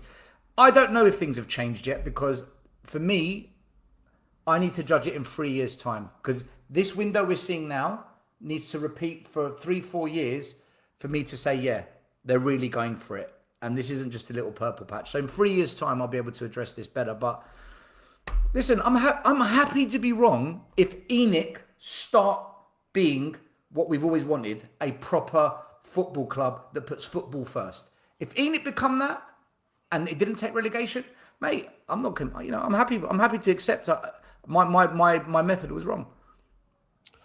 Big up, Matt C. Thank you very much for the super chat, my man. Hull Spurs has put in 2 joules. Is that you? I don't know what the fuck that is. No idea what 2 joules are. That must be something that's on Stel's side because it's not something that's on. I don't know what joules are. I've never seen them before. He says 100. I don't know what that means. But big up to you, Hull Spurs. Big up to you, bro. No idea what the joules are. Why don't I have access to joules? And 2 Marks has put in 67 joules with 6-7 in there. I don't know what that is. Could someone explain what these joules are, please? Do you know what joules are? I've never seen them before. I've got no idea. Thanks for the joules, guys. Whatever the joules are, pick up the joules. Pick up the joules. Spurs also says, Sean just got tickets for Newcastle game. If you're going, love to meet up for a cheeky one. If it's the home game, I'll be there. If it's the away game, I doubt it, mate. Doubt it, bro. I went to Sunderland last year and I didn't even make the game. I got so drunk the night before. I spent the entire day in bed in a hotel literally opposite St James's Park. Yeah, but listen, if you're at the Newcastle game, mate, if it's a home game, I'll be there. Hull Spurs, thank you very much, mate. Appreciate you, Bo. And Futures Bright is saying 2 good lads with 1 love for 4 One Love for the same thing. Beautiful. Yeah, listen. Me and STEL, it's a robust argument. Robust. We love to see it. Come on now. No Smash the sheep like. tonight. No lambs tonight. I tell you. no lamb. Hashtag no lambs. No lambs, no sheep. Big up to you. And Super Blaine, Super Spurs TV, big up to you, Blaine. Says, do either of you know the percentage of players who go on to the first team of their academy? It's only 13%. That's actually fucking a lot higher than I thought, to be honest. So this notion of pathways being blocked is a misnomer, in so much that all clubs in the Prem, less than 1 in 8 make it. Now I go think and it's a look lot less than that. When you say 13%, Blaine, I would say that's what they get. An appearance in the first team, because I think it's far lower than 13% that actually make it. Surely, what Blaine has done here is put the average. Now bring up the data on Spurs, and I don't even think we're at 1%. I think we're at 0 point something, if that. So it depends on what 13% represents, though. If 13% represents like he says 1 minute of football, first team of their academy. First team of their academy. It goes on to the first team. But what does that mean? Trains with the first team, plays 1 minute of one game with the first team. What does it mean? It's a pro contract. It's a pro first team contract. Whether you get the minutes is a different story, but that's kind of irrelevant as well, though, right? Like a hell of a lot of players of the people that get a pro contract. How many of them actually go on to play a minute for the first team? Not many either, right? It's a filtering process, isn't it? It's like shoveling gold. Like you put pay dirt in the top, you put thousands of pounds of pay dirt in, and a couple of nuggets come out. You know. Listen, big up to you, Blaine. Thank you very much, mate. Appreciate you, bro. Very, very generous, by the way. Super generous, Super Blaine. We love you, mate. We love you. And from what I saw from your text message last night, Blaine, life is good for you, bro. Life is very good. It's 3% at Spurs, apparently. 3% at Spurs. It's not 3%. We have 2,000 academy kids right now. So 3% of that 2,000 is what? Sorry, not 2,000. What am I talking about? Sorry, hold on. I'll tell you the numbers now. 1 minute. I'll tell you now. An appearance was his point. An appearance. Okay. So about 250 kids on contract. 3% of 250. Mate, we don't have 7 kids. We don't have seven kids. I don't know, but would George Abbott, for example, count as a success story because he played a couple of minutes? I don't know. Like, what are we doing here? Do you know? Alfie Devine's played first team football. George Abbott. Yeah, sure. That will be factored in. Yeah, so it's a bit misleading then. It is that's factored in. So it's I think what we've got to look at is how many actually get into the first team and get minimum 10 games in a season. That's the kind of metric. Tottenham is not a lot. Tottenham is not a lot. 100%. Listen, we're on the same page still. Like we both would. I think everybody would love to see some of the nuggets, like, you know, polish some coal when it becomes some diamonds. We'd all love to see it. But for me, I just feel like, personally, no disrespect, I feel like the argument you're presenting around like sell Danso, and then if something happens to Van Heck, then Hardy or Junai Byfield can play. I don't rate Danso. That's why I said it. I don't rate Danso. That's fine. But I feel like there's a process, and I think the process that we go by is wrong or not great, it's imperfect. But I don't necessarily subscribe to like this notion that it would have been better.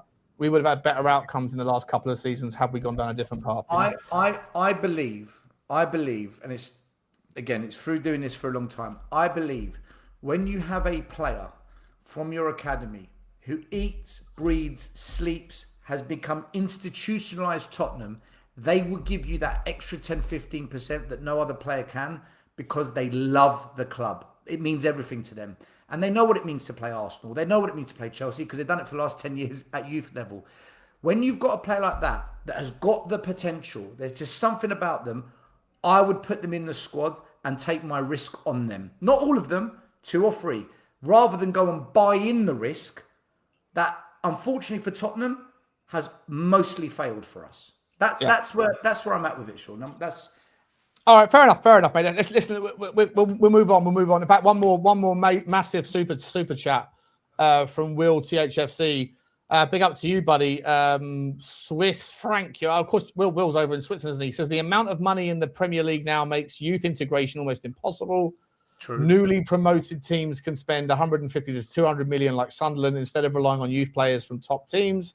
this isn't the noughties. It's a good point, right? It's a good point. The economics of the game have changed. You made the argument, Stel, a little while ago about Alex Ferguson coming in and trusting, whatever it was, the Ferguson 6 or whatever it was, the 9. What was the phrase? The kids of 91. I forget whatever the nomenclature was, but I don't think that would happen anymore. And also, Ferguson had the kind of the time on his side and the wind in the bank to be able to make those sorts of decisions. I don't think managers have that sort of luxury.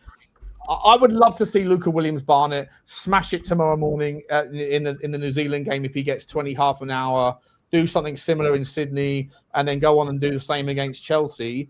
And then maybe he's just going to impress. The stuff that he was doing in that game against MK Dons was so impressive that maybe De Zerbi's like, well, I don't know. maybe you got something there. But the rest of them, I'm not sure. Big up to you, Will. Really appreciate you, mate. Super generous, my man. Super, super generous. Listen, we've been going for an hour and 25 now. Stel, let's get on to the nitty-gritty, mate. We want to talk about the next... Let's move away from youth. Let's move to first team stuff. Things have changed at Tottenham, have they not? On initial observation, yes. Long term, I don't know. And for me, it's the long term that matters. I'm very happy with this window. I think it's the best window we've had probably since ENIC took over. I think that's a fair argument to have. But the amount of work that's needed and the most important issues haven't been addressed. So I'm not going to do what a lot of fans did last year. Frank's a coach. Frank's going to do this. Frank the tank. Blah blah blah. All this stuff. I'm not getting. I never got caught up in that anyway.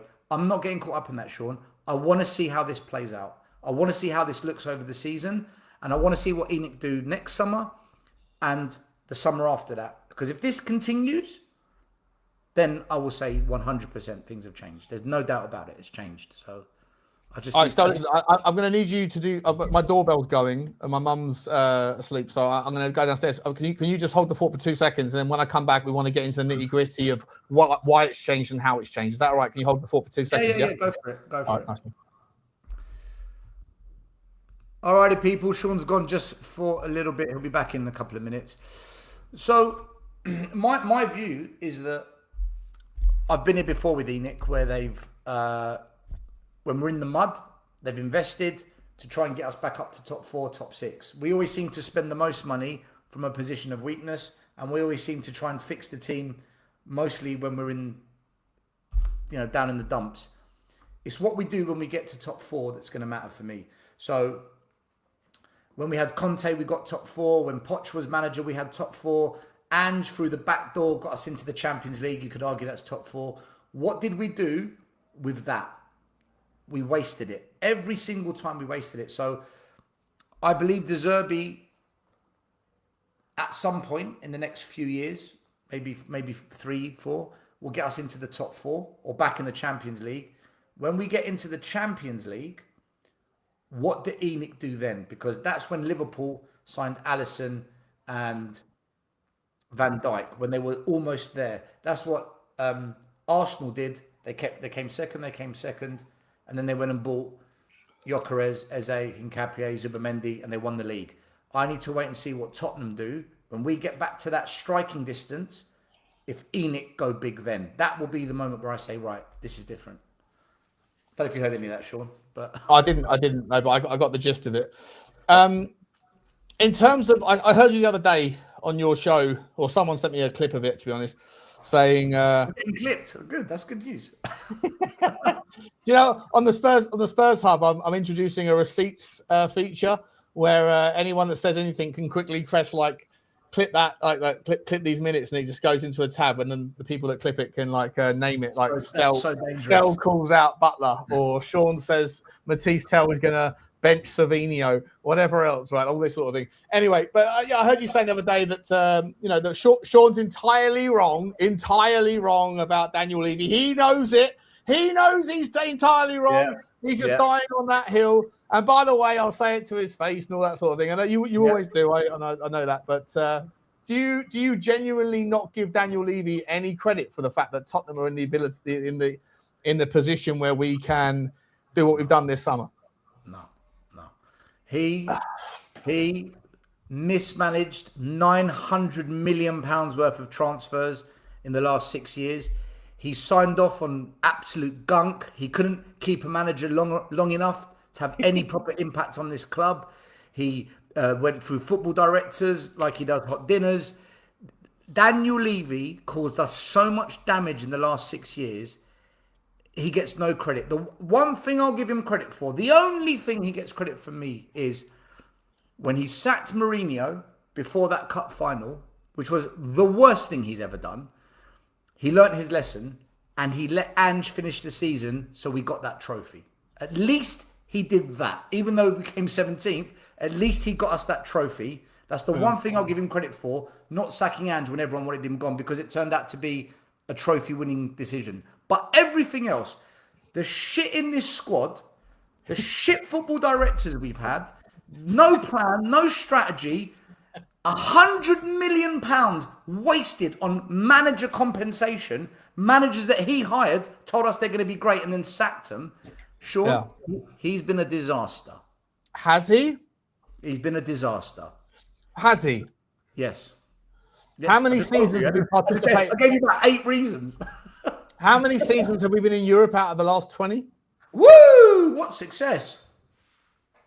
Oh, because top four's not a trophy, right? Well, if you're asking Wenger, it's the top, isn't it? You know, top four's like a trophy. Sorry, mate. Someone's at my door again. Give me one. Sorry, I'll be back. We'll continue. He's running away from the argument. I'm not running away from anything. I'm just going to open the door. No argument. Who cares about top 4 if you haven't got a team that can win the Champions League? Like, I don't know about you guys. Where I'm at now, I do not want Tottenham to be in the Champions League unless we can actually, realistically, have a chance at winning it. Unless we've got a team that can potentially win the Champions League, I couldn't care less if we're in it or not. Yeah, the money's great.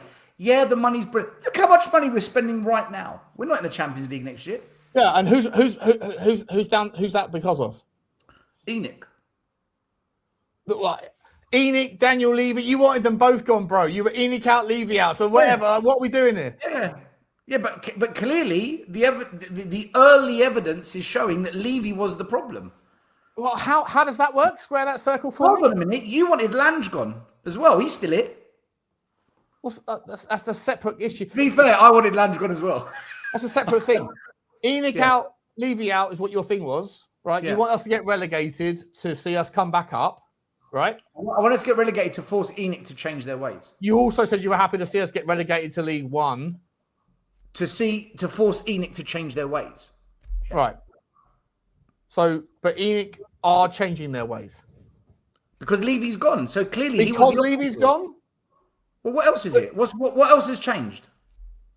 Ambition. The fact that we almost like Daniel, like Connie said. Where was the ambition with Levy when he signed Joe Rodon and NG Rome wasn't built in a day. And Chicken Royale? I remember you. I remember and talking Archie about Gray and Odegaard. Where was Sousa? Where was the ambition with Levy? Hang on a second. I remember talking about PSR and FFP and SDR 2-3 years ago. I remember doing videos going, everything's going to change. Everything's going to change. This was Daniel Levy's plan the whole time. And I remember you ridiculing it, going, what happened to that when nothing really materialized immediately? What happened to that? But they were saying this, but they were saying it's happening now, though, isn't it? It's happening now. Rome wasn't built in a day. Sometimes you have to be a little bit less impatient, Stel, in life. Sometimes, mate, you just need to let fucking sleeping dogs lie, and you need to wait for things to materialize the way they're supposed to be. And it's happening now. Daniel Levy might not have been the right guy to lead us into the next evolution, but there is something called Churchillianism. Okay, it is an idea whereby, you know, certain people are good in certain environments and certain people are not good in certain environments. What are you waffling about? This is absolute guff. Absolute. The point. Have you heard of a man called Winston Churchill? Have you heard of a Winston? Pochettino. No, he didn't want to back Poch, and then he threw £900 million at half of the managers who he hired who were donkeys. He signed checkbook managers without opening up the checkbook. He sacked the most serial winning manager 6 days before a cup final to put in Ryan Mason. We got to the Champions League twice. final. We got to the Champions League final. We won the Europa League. We finished second for the first time in our league, in our history since 19. Hold up! You got to rant. Let me finish my rant because you interrupted me. Right? If you want to point to all the indiscretions and the bad decisions over 25 years, mate, people are going to make bad decisions. However, 16, 17 out of 20 seasons we finished in Europe. Okay, we finished third twice. We finished second. We got to the Champions League final. You're not responsible for what happens in the individual moments. That's not a chairman thing. That's a player thing. You can make the argument they didn't have enough players. However, what he built in terms of the stadium and the commercial revenue is being replicated by everybody across European football. Real Madrid, the greatest team of all time, rebuilt their stadium in the image of what Tottenham did. Everton are trying to do the same. Manchester United would love to do the same. Manchester City, who cheated their way to the success that they have. Chelsea, who cheated the way to the success that they have. Official cheats. City, unofficial, but should be cheats. We'll get to that point at some point in the future. Chelsea, official cheats. Both of those teams are now trying to rebuild their stadium. Chelsea can't afford to do it. Manchester City can only afford to do it in one end of their stadium. All of these things are blueprints created by Daniel fucking Levy. If you can't give him any credit other than the only credit I'll give him is that he decided not to sack Postecoglou. You are an agenda-driven donut, Stel, on this regard, mate. Give him the credit where it's due. There is something saying, hang on, I'm almost finished my rant. Churchillianism, okay? Churchill, he was the perfect man to lead us through wartime. As soon as wartime became peacetime, he was ousted because he wasn't necessary. That version of personality wasn't needed in peacetime like it was in wartime. Daniel Levy is not the right guy to lead us through this next ambition-based stage of where we are going, hopefully where we are going. And I am more than willing to concede all of the vulnerabilities, the weaknesses, and the chaos moments of his personality. I am more than willing to say that part of his need to win a debate, his need to win a negotiation held us back. But if you can't even give him the credit for creating the blueprint to which every other fucking football team is now trying to emulate, if you can't give him that, then you are someone with an agenda and you are imbalanced, bro. You sound like every broken England fan who says shit like it's coming home because we invented the game and they're bloody awful at it because they can never win anything. That's what you've just done. It's coming home. We invented the game. You don't win anything. Look at Levy. He invented this. We won nothing. He achieved fuck all, Sean. He was a failure. All you said there, look at the money. Look at the money. Look at the revenue. No one cares. How many other chairmen can you name that finished second in the Premier League, third in the Premier League, won a Europa League trophy, and also finished? 25 years' time, no one's going to look back and say, "Oh, that Daniel, look at the revenues he created." Yes, they fucking will. Yes, they will. Yes, they will. Yeah, yes, that's what we sing in the terraces at Tottenham. We've got the best spreadsheets in England. We've got the money in the bank. If you're looking for validation from the terraces, we nearly got relegated twice. His model nearly relegated us twice. We also nearly won the Premier League 3 times. What are you talking about? Sean, and instead we of weren't going relegated, and we didn't come in. Great point. And instead of doing what Liverpool and Arsenal did when they nearly won it and go big and get it over the line, we did nothing. We signed crap. We signed shit players. You don't know the circumstances of why we could or couldn't have done differently. We sabotaged every good... When under Redknapp, we sabotaged it. Under Poch, we sabotaged it. Under Conte, we sabotaged it. We never once doubled down from a position of strength. Why? You're chairman. You're chairman, Sean. You're chairman. Yeah, my chairman has just allowed us to break our record twice in a week, bro. He got sacked for a reason. Because he wasn't good enough. Oh, he come off it, mate. Sacked by who? The people that did what? The owners. The people that did what? What did they do? They sacked him. What did they do? They sacked him. Are you? So you're like Lubo now, are you? No. Enoch kept him, so they get massive blame as well. Enoch stuck with him. Enoch trusted in him, and Enoch were happy. Why? Because Levy was making money. the Lewis family were making money. The value of their shares is now what? 40 times what the initial investment was to buy the club. Now, why is that, by the way? Everyone's got a problem with that, but why is that? Is that because the company makes money to allow us to do the things we're doing? I don't have an issue. You don't have a valuation that's 40 times more than they pay. I never said I have an issue with it. Success story. Like, I don't have an issue with it. Success story, right? I don't have an issue with it. I don't have an issue with them making money. As long as the team is just as good. And the team has been a disaster. Awful. Yeah.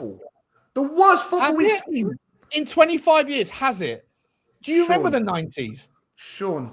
You're about my age, right, Stel? Do you remember the Stuart Nethercott? How are you comparing 25 years to 10 years? Look at the 25 years before Enoch. We won 5 trophies. Compare the full 25 years. What trophies did we win? 25.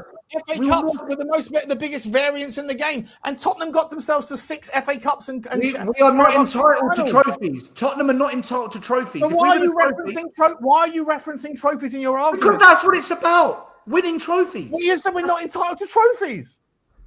I know, but it doesn't mean you don't try and win them. We got to as many trophy finals in our period under Daniel Levy. We never won them. The squad was never good enough. 2 occasions we could have done better, but we never invested in the squad, Sean. You know it. Look at. I don't know it. In the last 4 years, I think. When have we ever had a good transfer window until now? We spent the second most amount of money in the last 3 seasons than anyone. Yeah, Levy mismanaged the money. He pissed it down the drain. Sorry, so is it we didn't spend or is it we misspent? Which one is it? I never said we didn't spend. Is it Daniel Levy that's identifying the players? Did Daniel Levy go on Football Manager or the Spurs Hub or Data MB and go, let's get Tangy and Gonzalez? You're clearly rattled because the game is up on Levy and you rested your whole YouTube mantra on him. What are you talking about? And you're desperately trying to defend the guy. You keep saying that, bro. You keep saying that. Doesn't make it so. Daniel Levy created what we are about to become. He is the foundation. He was the centerpiece. He's the cornerstone of all of this. He was the poison that nearly relegated us. Yeah, you are desperate for that narrative to continue. You are desperate. Everyone knows it. Everyone doesn't know it. Everyone doesn't know it, bro. Everyone doesn't know it. Every single sports pundit and sports mainstream media show was calling out Levy. They all called him out. They weren't calling him out. They weren't calling him out. Oh, yes, they did. The last 2 years. Oh, 2 years. Because the fucking performance on the pitch was at 17th, right? We also won the Europa League, bro. Because our fans were intolerant. How many other chairmen in the Premier League? How many other Anstel? Let me ask you a question. How many other chairmen in the Premier League have a Champions League final to their name, a Europa League winners medal to their name, a second place finish, a third place finish twice, and about 6 finals? Failure. And how many chairmen nearly finished 17th back to back and nearly got relegated the club? How many chairmen have got that to their name? But didn't how many chairmen sacked to manager for 5 days? How many chairmen sacked an elite manager 5 days before a cup final? Doesn't mean he would have won it. None. Sure, none of them have done that. I'm putting Ryan Mason. The difference between me and you, Stel, is that you love Levy, and I know he's the problem. No, the difference between me and you is that. Well, the fundamental difference is that you're wrong and I'm right. But the bigger, the more nuanced difference on it, the more nuanced difference is that I am willing to acknowledge the weaknesses within the personality of Daniel Levy. You are not willing to acknowledge the strengths that have got us to the position that we're in and that have participated in 17 seasons out of 20 in European football and all of the other things. You are not willing to acknowledge that because you are so embedded. You cannot convince a believer to believe. Sean, Spurs YouTube has been the most watched freaking entertainment for the rivals because we've been toxic for 5 years. Who was the chairman? Who was the chairman? We finished 4th. What are you talking about? 4 years ago, we finished 6th. Who was the chairman during the toxicity? Him. Who was the chairman that under his reign we got called Spursy and Bottle Job? Him. He's created this vibe. He's created this division. There's a fuck about naming chairman. Look how good Europa League. We get called Spursy by Nottingham Forest fans and by fucking Fulham fans and by what are they fucking done? What are you talking about? They're not our rivals. They're not. No, none of those are the big six. You're right. Let's talk about Chelsea, shall we? Let's talk about Chelsea. Right, the team that are official cheats. that cheated their way to their. I agree. Take away their success, right? Which happened to coincide from Abramovich coming in, that was right in the epicenter of the Daniel Levy tenure. Same with Manchester City, right? You remove those two anomalies from the situation, about 75% of trophies that we could have won go in different directions. Doesn't mean they come to Tottenham, but you've got two versions of the fucking Lance Armstrong cyclist participating in the Premier League. That, like, it's a disgrace, and you don't want to do. You don't want to consider that stuff as realistic reasons why you're like, where's our trophy? You don't want to consider that. You just want to land on your narrative that Daniel Levy was a donut. And as I say, I am more than willing to concede that Daniel Levy's held us back with his negotiation stuff. What you're unwilling to do is acknowledge the fact that this guy built a miser. Miser. He had zero risk appetite. He wasn't prepared to get the players in that our managers needed. Daniel Levy thought that he could have his finger in every pie and run the whole show, and he ran us into the ground. We're lucky. Didn't run us into the ground. Didn't run us into the ground at all. Yes, he did. Over 25 years. What are you talking about? Not about money. Every argument with you is about money. 17 seasons out of 25. We finished in the top six. Your argument with Levy is money. How about you are money every argument. Your argument with Levy is money. Your argument with the academy is money. Everything with you is money. No. Football, he was a disaster.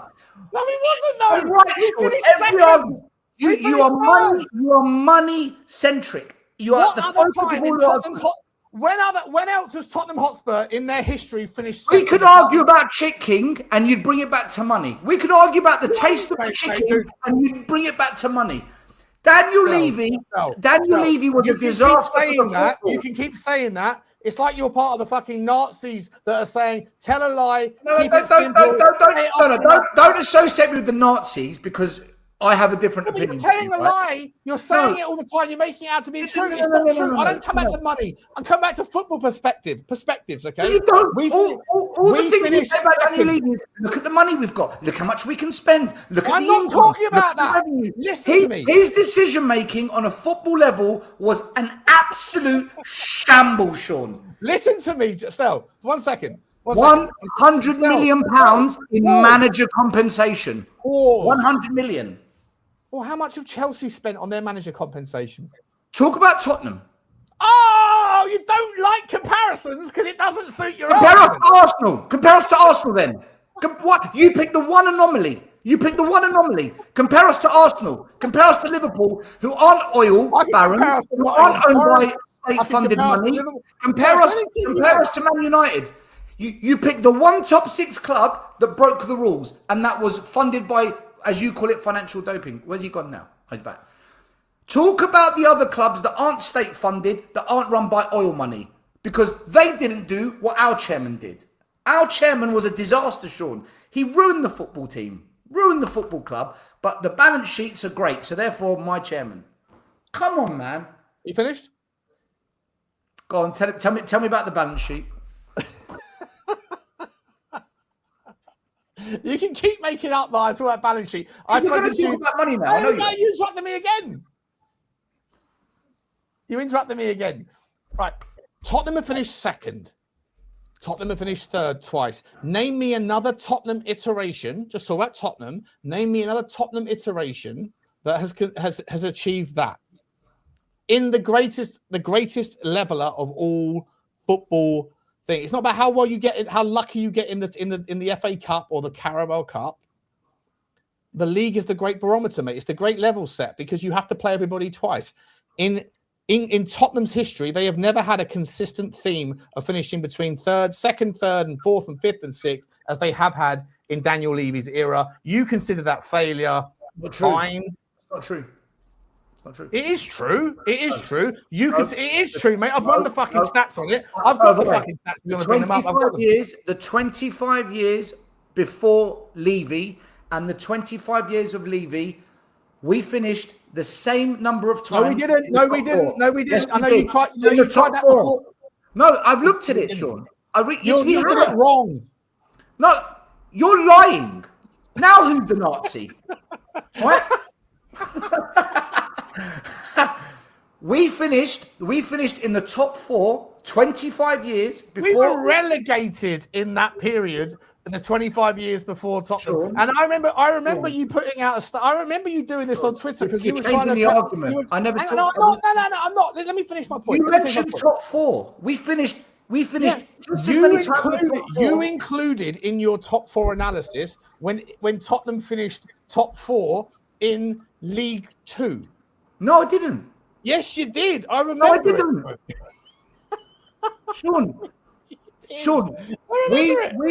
Sean, we finished in the top 4 6 times 25 years before Enoch and Levy. Under Levy, we finished 7 times, so 1 more. The average league position. So 18% more, yeah? Even though that's not true, but even on your that's 18%. The percentage, let's go with the big number. 18% more, yeah. Sean, hear me out on this, because the truth has to come out, because you mislead your audience and they believe your shit. They actually believe your shit.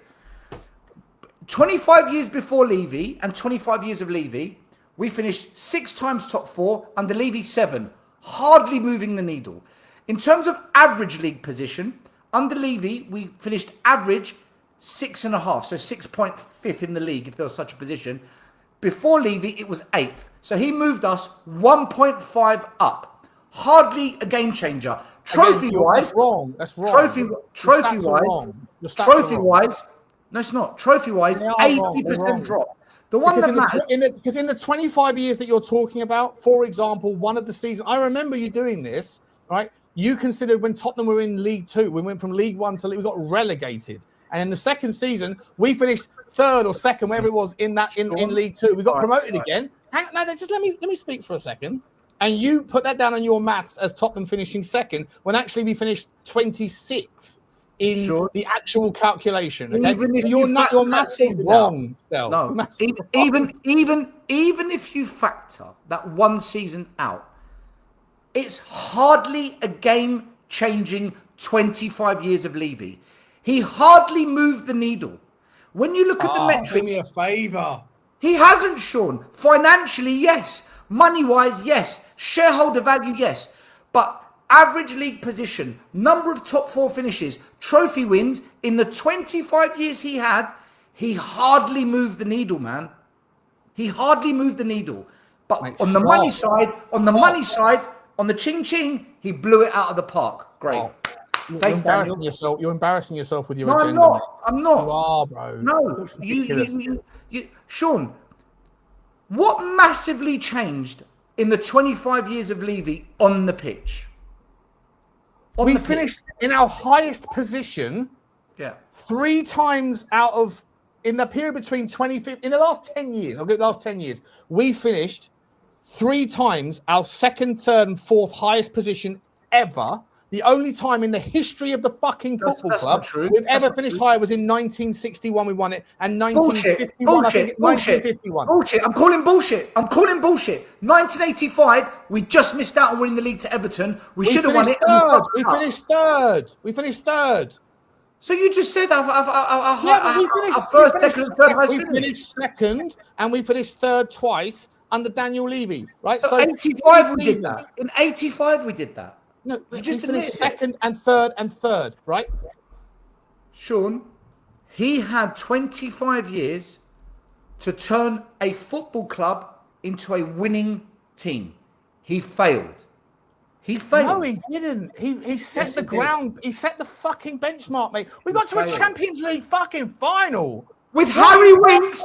With Harry Winks and Moussa Sissoko in midfield, man. Because of injuries and Dembele leaving the club. Because in January, we let Dembele go and no signings came in. He made that decision. Wanted to leave. So replace him. Bring in another player. He did nothing, Sean. He signed nobody. Liverpool don't do that. Arsenal don't do that. They sign players. From a position of strength, he didn't sign players. We're just taking on a £1 billion debt. If you can't factor, Here we go. Sean, Dude, it's like sitting there, mate. You're like sitting there saying, Sean, I want to drive my car. And I'm like, yeah, but you need to put petrol in the engine. Sean, if you go on about fucking petrol, one more fucking time, I'm going to lose my mind. Why can't I drive my car? Because you need petrol still. Oh, there you go again about petrol. Okay, you need money. Money makes the fucking world go round, bro. You're insane. If he spent money in that January window and made that team better, we could have won that Champions League final, and the winnings from that final would have surpassed anything that he spent. If you can't get your head, the growth of our fan base off of the back of that would have increased the revenues. He never took risk. Sean, he never took risk with the football team. He never took risk with the football. You even did a show on it saying, I'm not happy with Daniel Levy's risk appetite. You did a show on it. I'm more than happy to concede those things, but you're not happy to concede anything on the other side. I did. I did concede. I said he done well not to sack him. When I mentioned money, right, which is vitally important to any fucking entity, it's important for you, Stel, right? If your wife, your girlfriend says, Stel, there's no bread in the fridge, there's no milk, you go, fuck, talk about money again.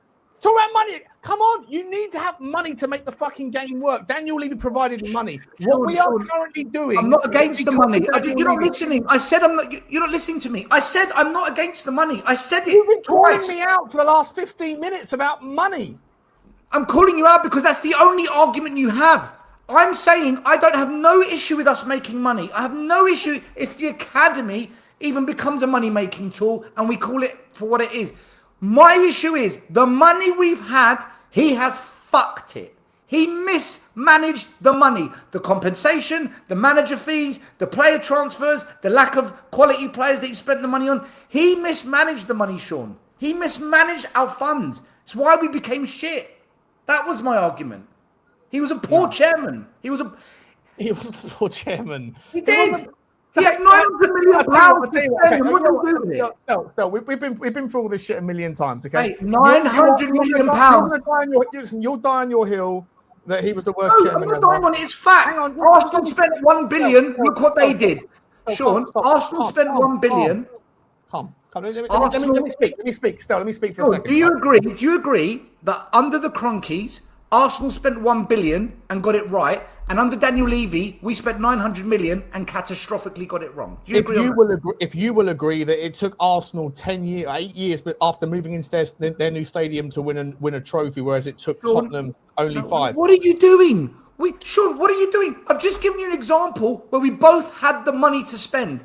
They spent it wisely. We didn't. No, this is the point. They did. No. Look how they spent the money. They've won the league. They've won the league. Breathe. Can I finish up? Can I make a point without you fucking interrupting me for a second, please? Can I make a point? Arsenal moved into their new stadium. I think it was in 2001. Someone in the chat can correct me. I'm pretty sure it took them 8 years before they won their first trophy, which was the FA Cup. Okay, because they had to pay down the debt on their stadium.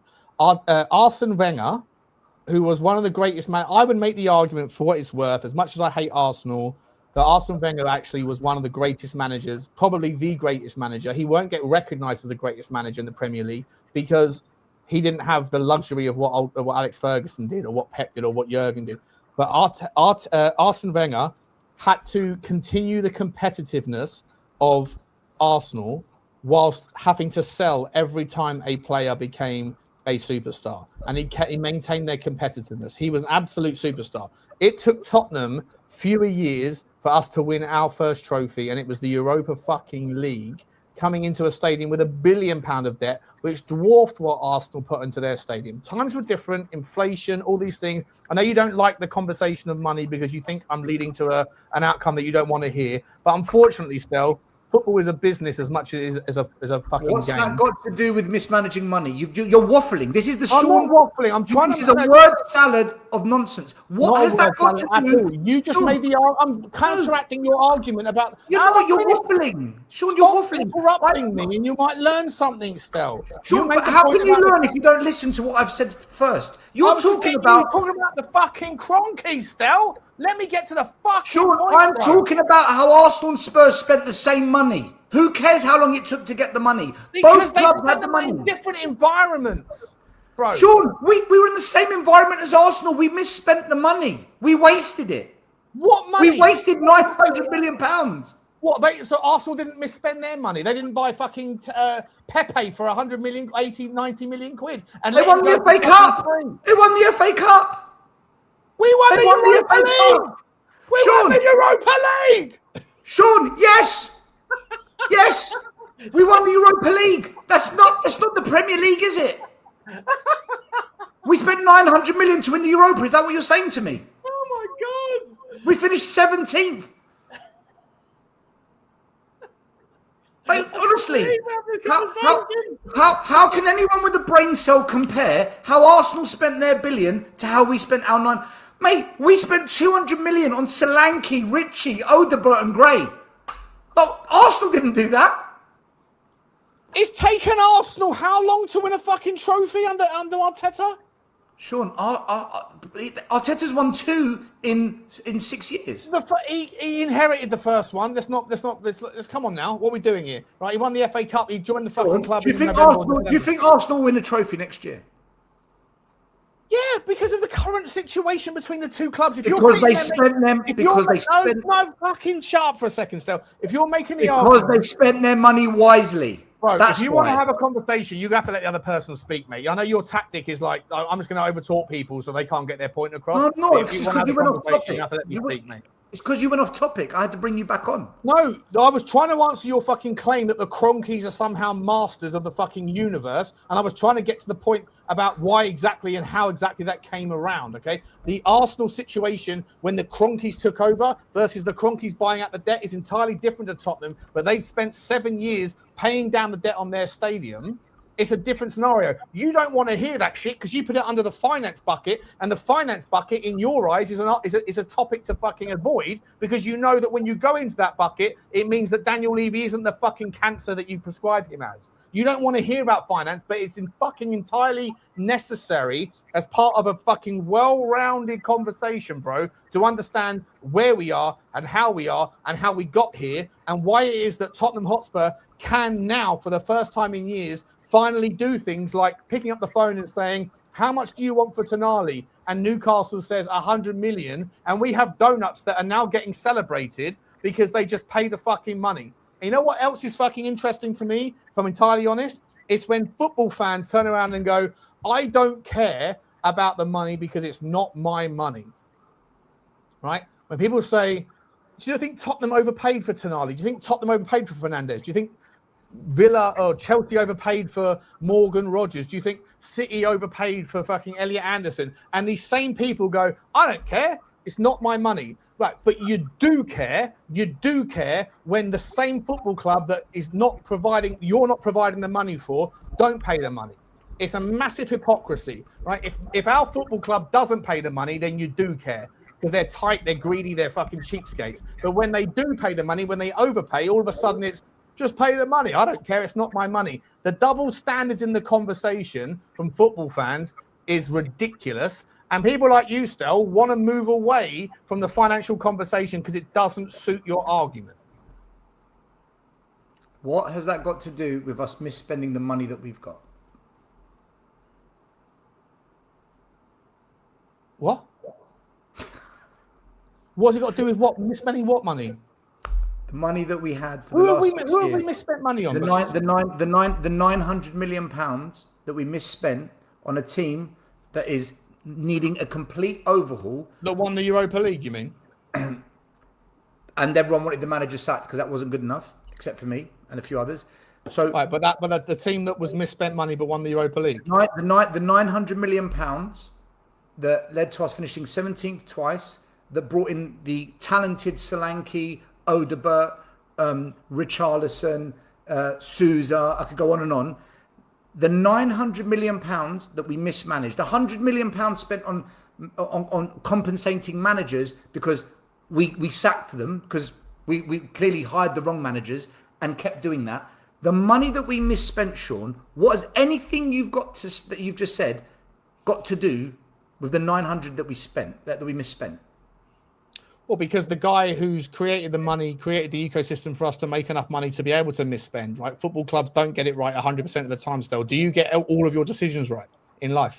I don't make the same mistake every year for 6 years running. So is Tonali a mistake? Levy's not here. Is Tonali a mistake? Yeah, Levy's not here. It's not Levy that's signing it. But We're talking about how did we afford the money to pay for Tonali? We've always had the money, but we've misspent because of the way Enoch of the club. Daniel Levy. Because of Daniel Levy.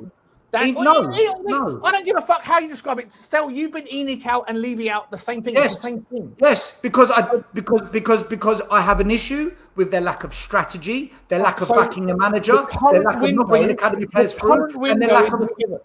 Sure. So the current window is a pivot towards the direction that you want. That is only possible and plausible because of the genius of the people that got in front of the market and built a stadium and all these things. If Levy was a genius, football clubs in the fucking world, Barcelona, Real Madrid, Everton, Newcastle want to do it but can't. Manchester United want to do it but can't. Chelsea want to do it but can't afford to. Right? Everybody wants to copy what Tottenham did, and by proxy of that, everybody in the game, in the fucking boardrooms of every football club around the world looks at Daniel Levy and says, fucking genius, an innovator. You might disagree, but I don't care. I would rather share the mindset and the opinion of fucking Simon Jordan, who's a former owner of a football club, than you, Stel, or anybody in the comments that thinks that Daniel Levy's a donut. He ain't a donut. He's a fucking groundbreaker, bro. He broke ground on how to run a football club. He might have been poor in negotiations, and I will concede all those things.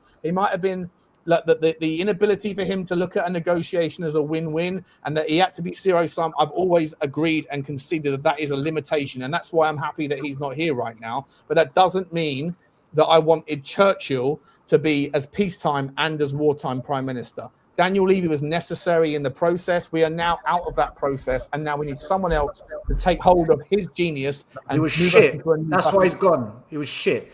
You talk about Simon Jordan, a failed chairman. You say something about Winston Churchill. The fact that Winston Churchill wasn't the prime minister in 1950. I want to rebuttal. You talk about Simon Jordan. Before you do, let me just quickly, just 1 second. Do you make the same assertion then that because Winston Churchill wasn't the prime minister in 1950, that he shouldn't have been there in 1945? I don't know my history about politics back then, Sean. I don't know about that stuff. World War II. Can we stick to the football, because I don't understand the analogy. I don't have the knowledge for that. I don't have the knowledge. Well, I'll summarise the analogy, right? That Winston Churchill. Can I just rebuttal what you just said? Then you can bring up the analogy, because otherwise I'm going to forget. Simon Jordan, a failed chairman of Crystal Palace, right? You want me to listen to him, who's like that with Daniel Levy, best mates, buddies, backs him to the hill, cut from the same cloth. If you're doing what Keir Starmer did, when the people around him forced him out because he was a shit leader, when the Labour Party forced him out because he's a shit leader, his exit speech was, "I did lots of great things." Mate, if you did so many great things, why have they got rid of you? If Daniel Levy was a genius, why did they get rid of him, Sean? Again, if you're bringing politics into it, mate, why did they get rid of Winston Churchill? There's a time and a place, mate. There's a time and a place. Horses for courses. What are we doing here? You are pathologically incapable of giving Daniel Levy any credit. Yet everything that we are about to do, if we get to the situation where why don't they keep him, Sean? Why don't they keep him? I personally believe that the football club, there's something that's gone on behind the scenes that we don't know the truth of, right? Whether it's Daniel Levy was cop blocking investment or whatever else, I think there's something in the background that we don't know. Okay, in terms of, is it as like simple as these guys just wanted to come and the kids wanted to come in and go, you know what, 17th twice is unacceptable. We'll throw him under the bus and make all these excuses as to why. Whatever, it doesn't matter. I don't care. I'm happy that Daniel Levy has moved on, because if Daniel Levy was still here, I don't believe Daniel Levy would have signed Sandro Tonali, because I don't think he would have been capable personally of paying over the odds, right? That's a problem, right? In a certain scenario, it doesn't mean that you should always pick up the phone and say, how much do you want? Okay, we'll pay it. That's also problematic. It's massively problematic. But for me, Daniel Levy was to sit here and try to pretend like Daniel Levy is in no way responsible for the fact that Tottenham can now break our transfer record twice in a matter of a couple of days still, I think you're being entirely disingenuous, and I think you are basing it on your agenda, and I think that's fine. I don't care, but like we'll never agree on this. But the reason we've got the money is because we built that stadium. That wasn't built the stadium, bro. Mate, that wasn't Levy's genius idea to build a new stadium. Mate, what? So Daniel Levy, he said, hey, Tottenham, hey, board of directors, let's build a new stadium. You know that he's the one. Daniel Levy's the one that called that shot. Yes. Not Enoch. Oh, fuck me. What are you doing, bro? I'm asking you a question. So you know for a fact it was Daniel Levy's idea to build a new stadium. It wasn't the board. It wasn't Donna Cullen. It wasn't Joe Lewis. It wasn't Cablehorn. None of them. It wasn't none of their idea. If you're going to hold everything that happens to Tottenham... I'm asking you a question, Sean. I'm asking you a question. And I'm answering it. If you give me 5 seconds without interrupting me, Stel. If you are going to hold everything that was bad about Tottenham Hotspur to Daniel Levy's feet in the last 25 years, which is what you do, then everything that was good about Tottenham Hotspur also has to be held to his feet as well. That is how logic works, my man. And if you're going to sit there and say this was on Daniel Levy but this wasn't, without knowledge, what was the good? Sorry, your argument is moved. What was the good? What was the good? Oh, for other than him, Champions League final, 6. That's not good. We lost it. We did. We got rid of Dembele. We didn't sign players. He sabotaged that team, Sean. He sabotaged that team. He wasn't able to be subbed on for the fucking penalty shootout against Manchester. Sorry that Pochettino couldn't sign a replacement for Dembele. Sorry, Pochettino couldn't sign. Sorry, Pochettino couldn't buy any players for 3 transfer windows. It's all embarrassing, mate. You're embarrassing yourself now. What are we doing here? You have built your entire kind of persona on being the Levy guy, the spreadsheet guy. I don't give a fuck about Daniel Levy. I just stand up for irrelevant. Defending him with a passion for 45 minutes. You want to talk about? What are you talking about? By the way, congratulations! You're on 43,000 subs. Am I? Oh, what on, mate? What on, guys? What on, guys? Chat. Fucking shout out to the chat. Still, I am more. I don't give a fuck about Sean, you present me as Daniel. I'm going to give you a nugget. I'm going to give you a nugget. Oh, just wait a second. Wait a second. Still, please let me have a fucking word in before. Right? I do. I let you speak. I've mentioned it. I must have said this 1,000 times. Right? When people present irrational, illogical arguments that cherry pick where they account fucking certain accountability. It's not. You literally just said that everything that bad has happened to Tottenham Hotspur is because of Daniel Levy. But when it comes to the good things like the stadium building, the revenue, you sit there and go, that wasn't Daniel Levy necessarily, that was Enoch. Sean. So at the same time, was it not Enoch that misspent the 900 million that you claim was misspent? Was it not Daniel Levy, or was it Enoch that fucked up with regards to sacking Mourinho? All the things that you account on Daniel Levy's feet, that's fine. I'm happy for you to do that. But if that's what you're going to do, you have to be consistent. And all of you Levy out people, you don't do that. You just reflect on fucking Gedson Fernandez versus fucking Bruno. Even though that story's been misproven, by the way, completely disproven. And also the story regarding the geezer from Chelsea, right? The what's his name? I can't think of his name. The superstar from Chelsea went to Real Madrid for 100 million. All of those stories that you lot present as like Daniel Levy. Eden Hazard. Yeah, all of those stories have been disproven in the last 6 months as being a myth. But yet none of you guys will ever fucking recognize that. They're not my arguments. Hold on, Sean. Hold on. I'm my own person, right? There's a lot of things, the Levy out and Enoch out stuff people said that I never agreed with, right? Look, I'll give you a nugget.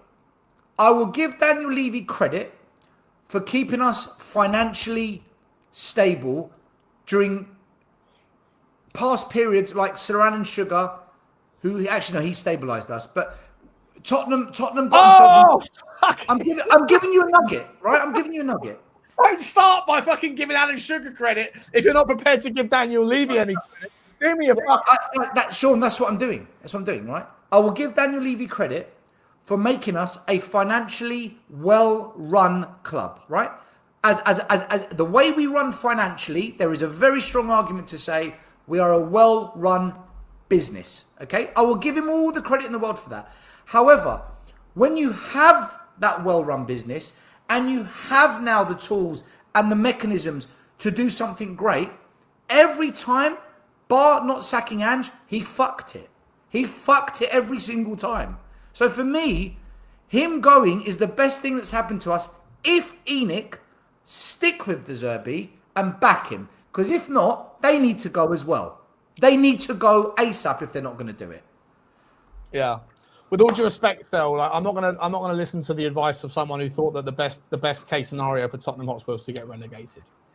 That was to force change, which let's see if we're going to get. Yeah, but you were so indented in that in the ideology that you didn't consider the actual ramifications. And if I was to say to you the ramifications were financial, which I'm pretty sure we must have had that conversation on Spurs 5. Yeah, but I wanted financial pain. Oh, there you go again, talking about finance. No. I wouldn't know, because you know my argument. My argument was I wanted financial pain for ENIC. I wanted them to hurt.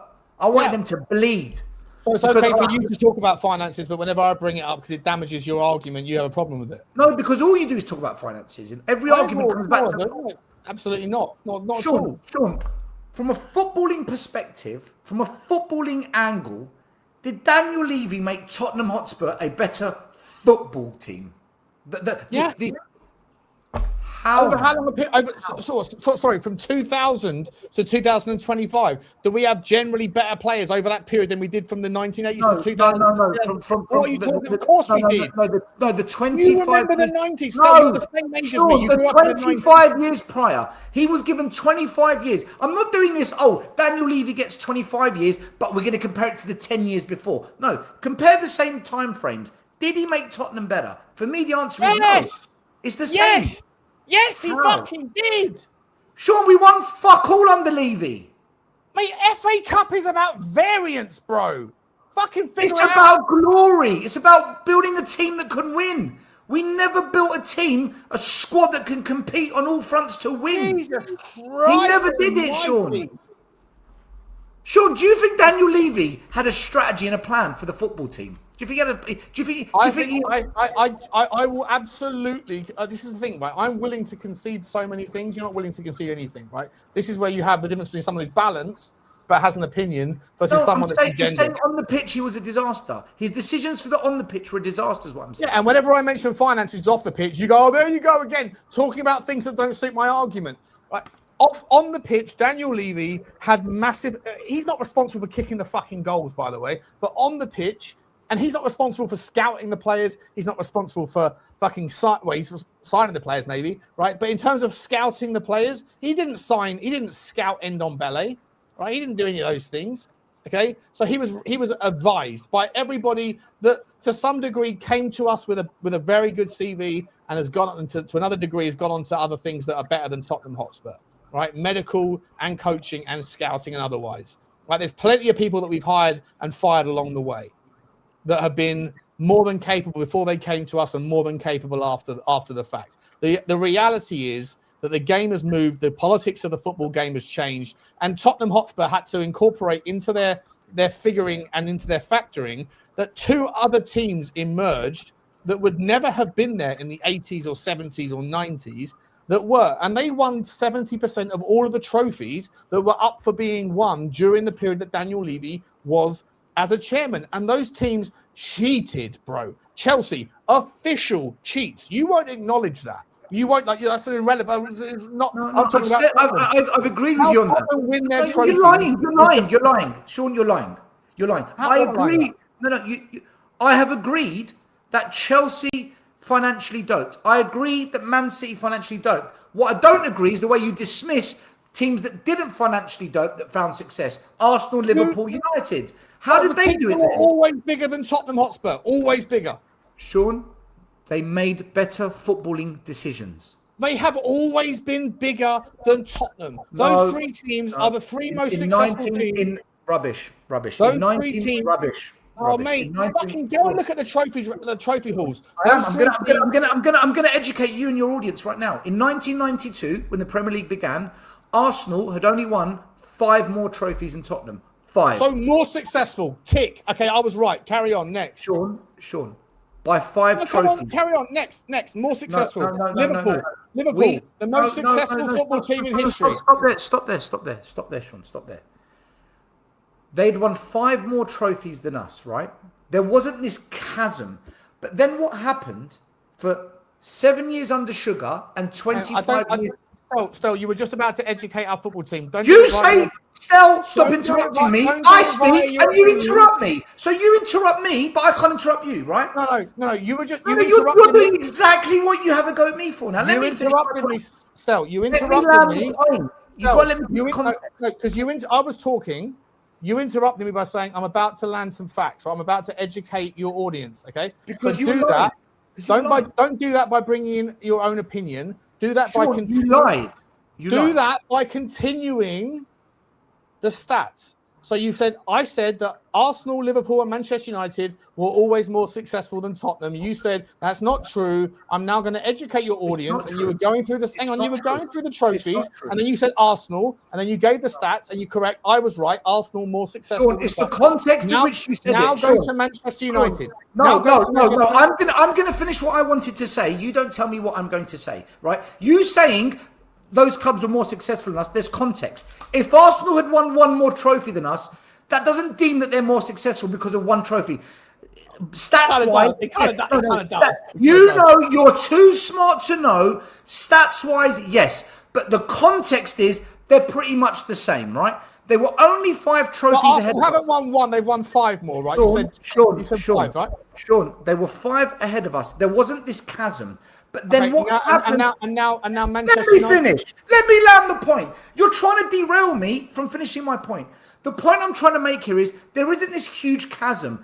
But then what happened the next 35 years, which 80% was Levy and Enoch, is the void went humongous to a size it's never been before. And the reason is because Arsenal made good footballing decisions and Tottenham made shocking decisions. And Arsenal blew us out of the water. They were never miles ahead of us. Arsenal were this colossal club that were humongously bigger than Tottenham. Now they are, because they made good decisions that affected the football pitch and we made disastrous decisions. That's the point I'm trying to make, Sean. Levy created that chasm. Okay, His decisions caused that. You're moving back into opinions again.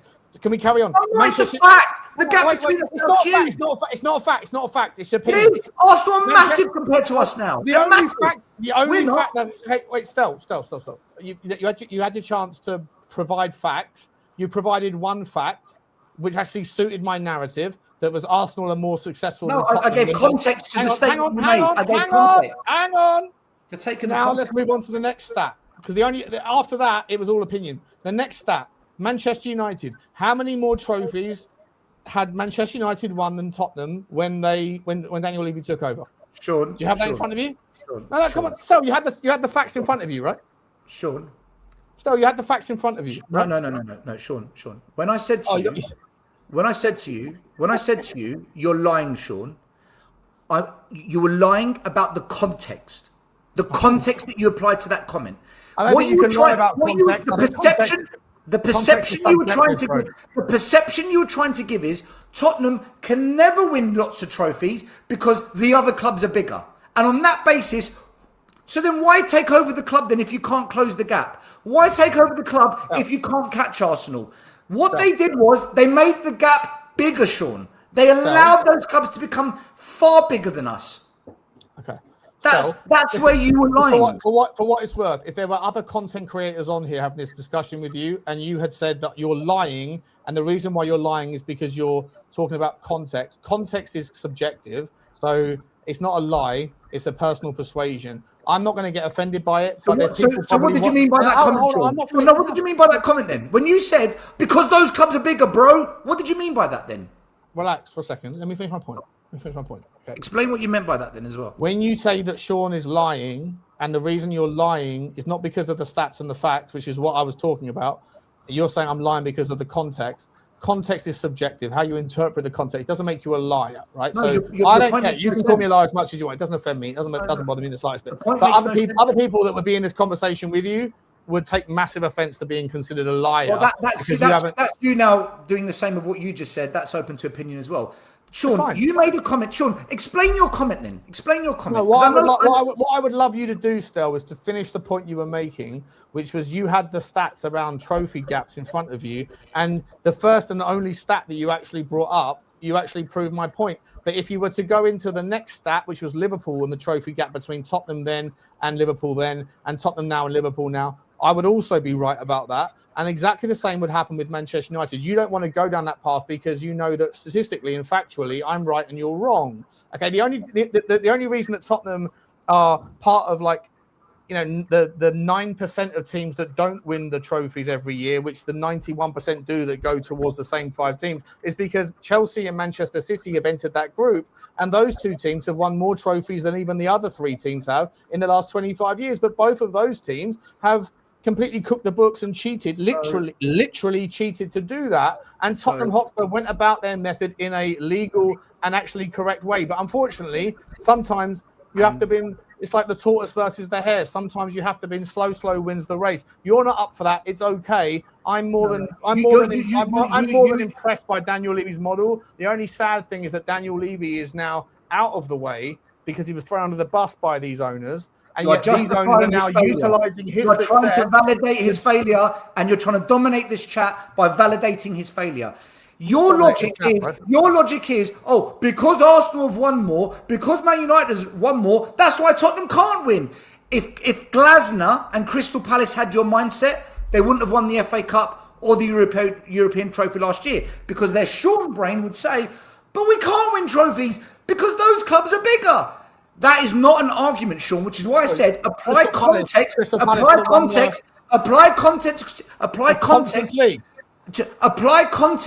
to your comment where you tried to justify Spurs not winning trophies under Levy because Arsenal are bigger. That's not how football works.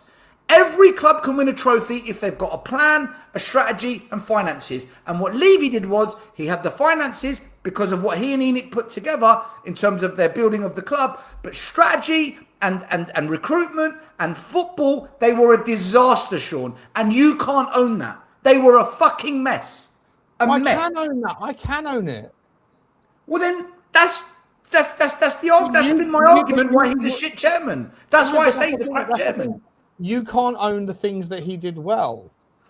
I just said to you, I give him credit for the financial stability he gave us. I give but credit. You still land on the argument that he's the worst chairman since sliced bread. And I would push back and say,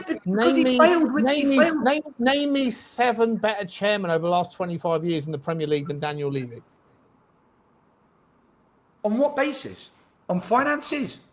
On trophies? On what? On anything that you deem as valuable, and I'll push back on it. For me, Sean, and this is where we differ, I don't look at this, oh, Spurs have got a 30-year project. We could be dead tomorrow, and this 30-year project means sod all to us. I live for the now.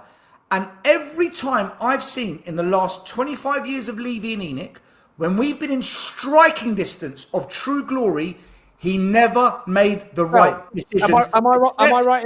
Except for when he didn't sack Ange. Every other time he made the wrong decision. Still, am I right in thinking that your personal business is property management? No. It's AI. Well, now, but like when you were in London, did you not own, with your family, did you not own properties? We own properties, yes. Right. So you took out mortgages and you were renting those places out, right? Yeah. Okay.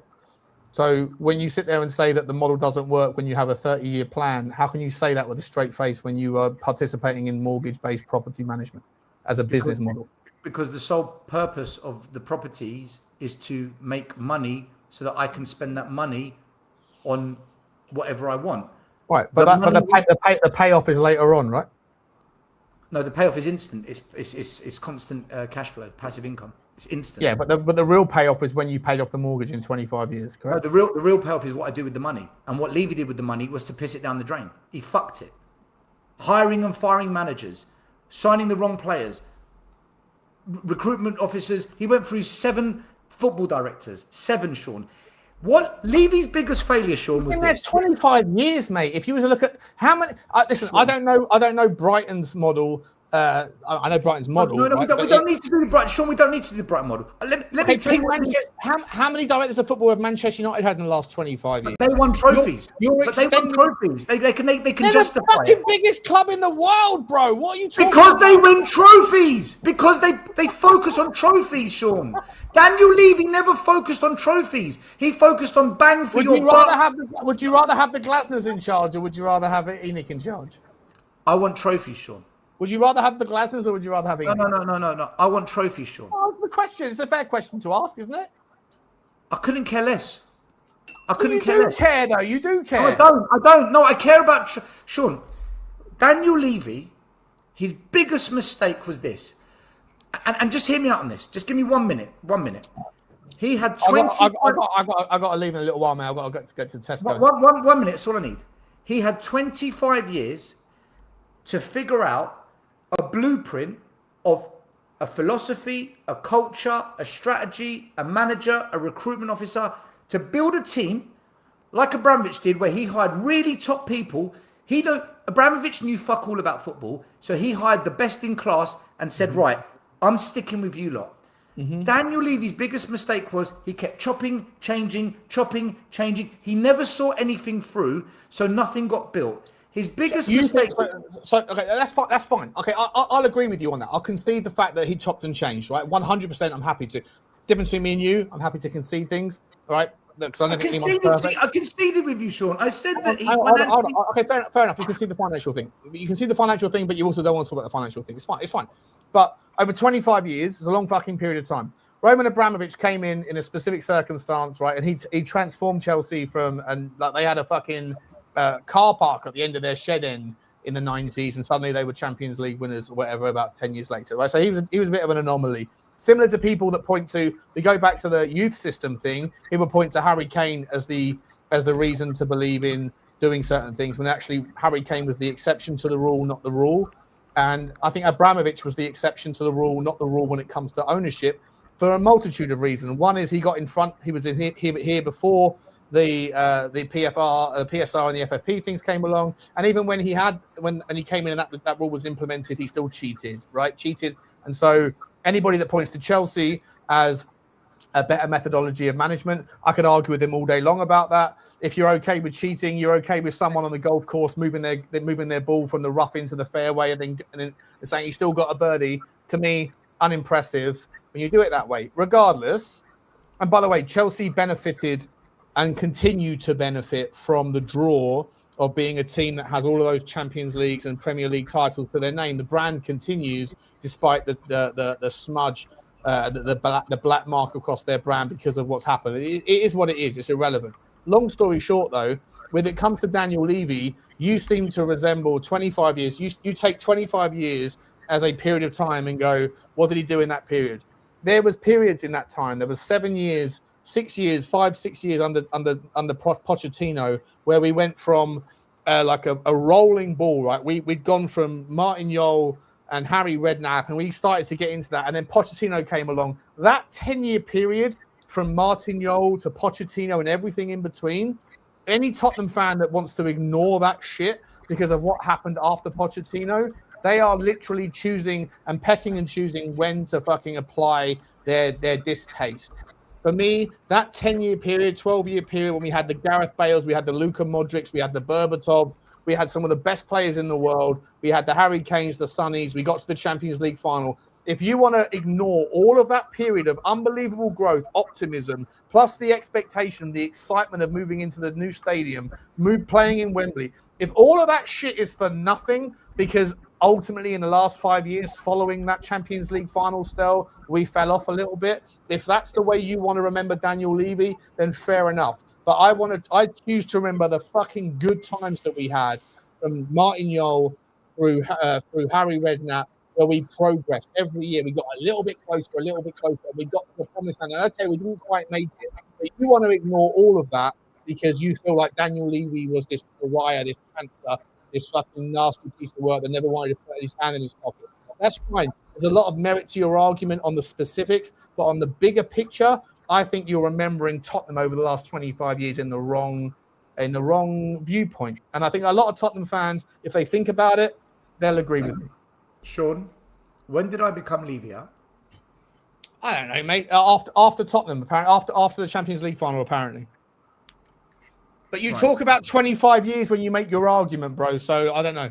Sean, I was tolerant and I gave him the benefit of the doubt and I let the club do what it had to do for 20 years. For 20 years.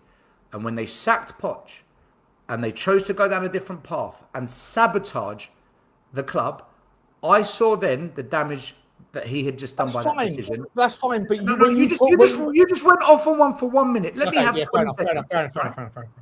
I was not Levy out, Enoch out until 2019. So you saying there, talking about you 25 years still, it's a nonsense.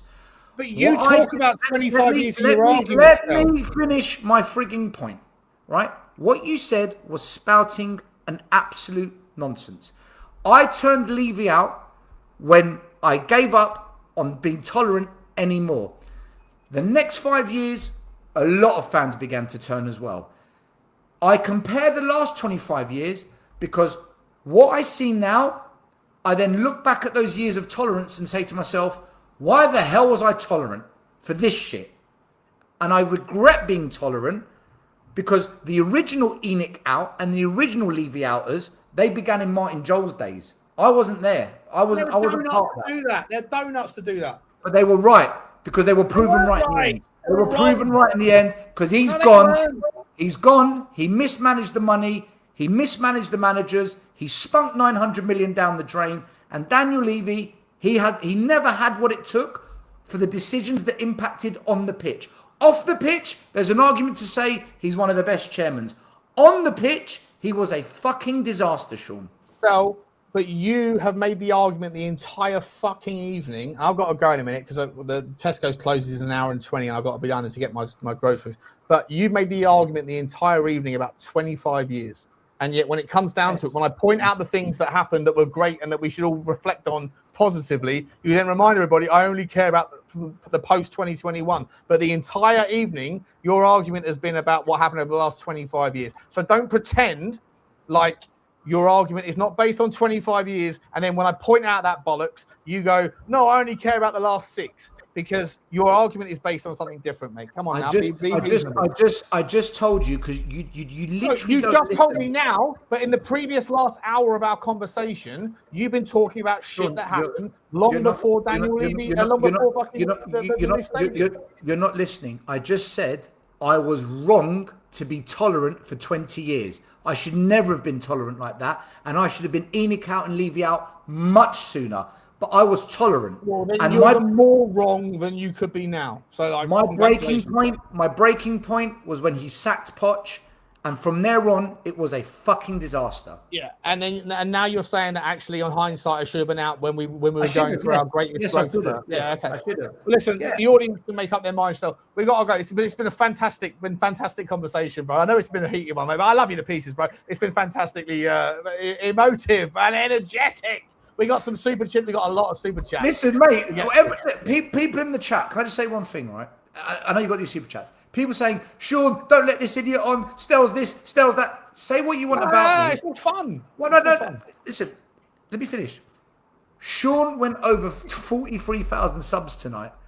I think I kind of contribute a little bit to that, just a little bit tonight. You know, just say it. So people saying I don't bring any value to this show. I kind of helped it go over 43,000, you know? Yeah. I think I was on 42,999 before the show started. It's me. I subscribed. Listen, it's a good back and forth, mate. It's been a feisty show. Listen, a lot of people might not enjoy that. It's all love, guys. It's all love. It's all love. Spurs6659 says, whatever we do, please don't sign Silvino. Tell is better. My man. I can't have that chat. Can't have that? Can't have that chat. Just quickly, Stel, like you wouldn't pay 80 million quid for Silvino, though, would you? No. I don't think we should have paid the amount of money we paid for a few of the players we've signed, but it is what it is. That's the market. I think Spurs have actually created this market this year. You know that. I think we. Yeah, I agree. I said that the other day. I completely agree. I think we set the benchmark, and Johnny was messaging me saying, I agree with what you're saying, Sean, about setting the benchmark, but unfortunately, we left the most expensive part of the recipe until the end, and now we're going to have to pay a premium. It's like, it is what it is anyway. Cowboy Spurs says STEL is a cross between Wolf from Gladiators and Marinakis. I don't know who Wolf from Gladiators is. Well, the old Gladiators Wolf.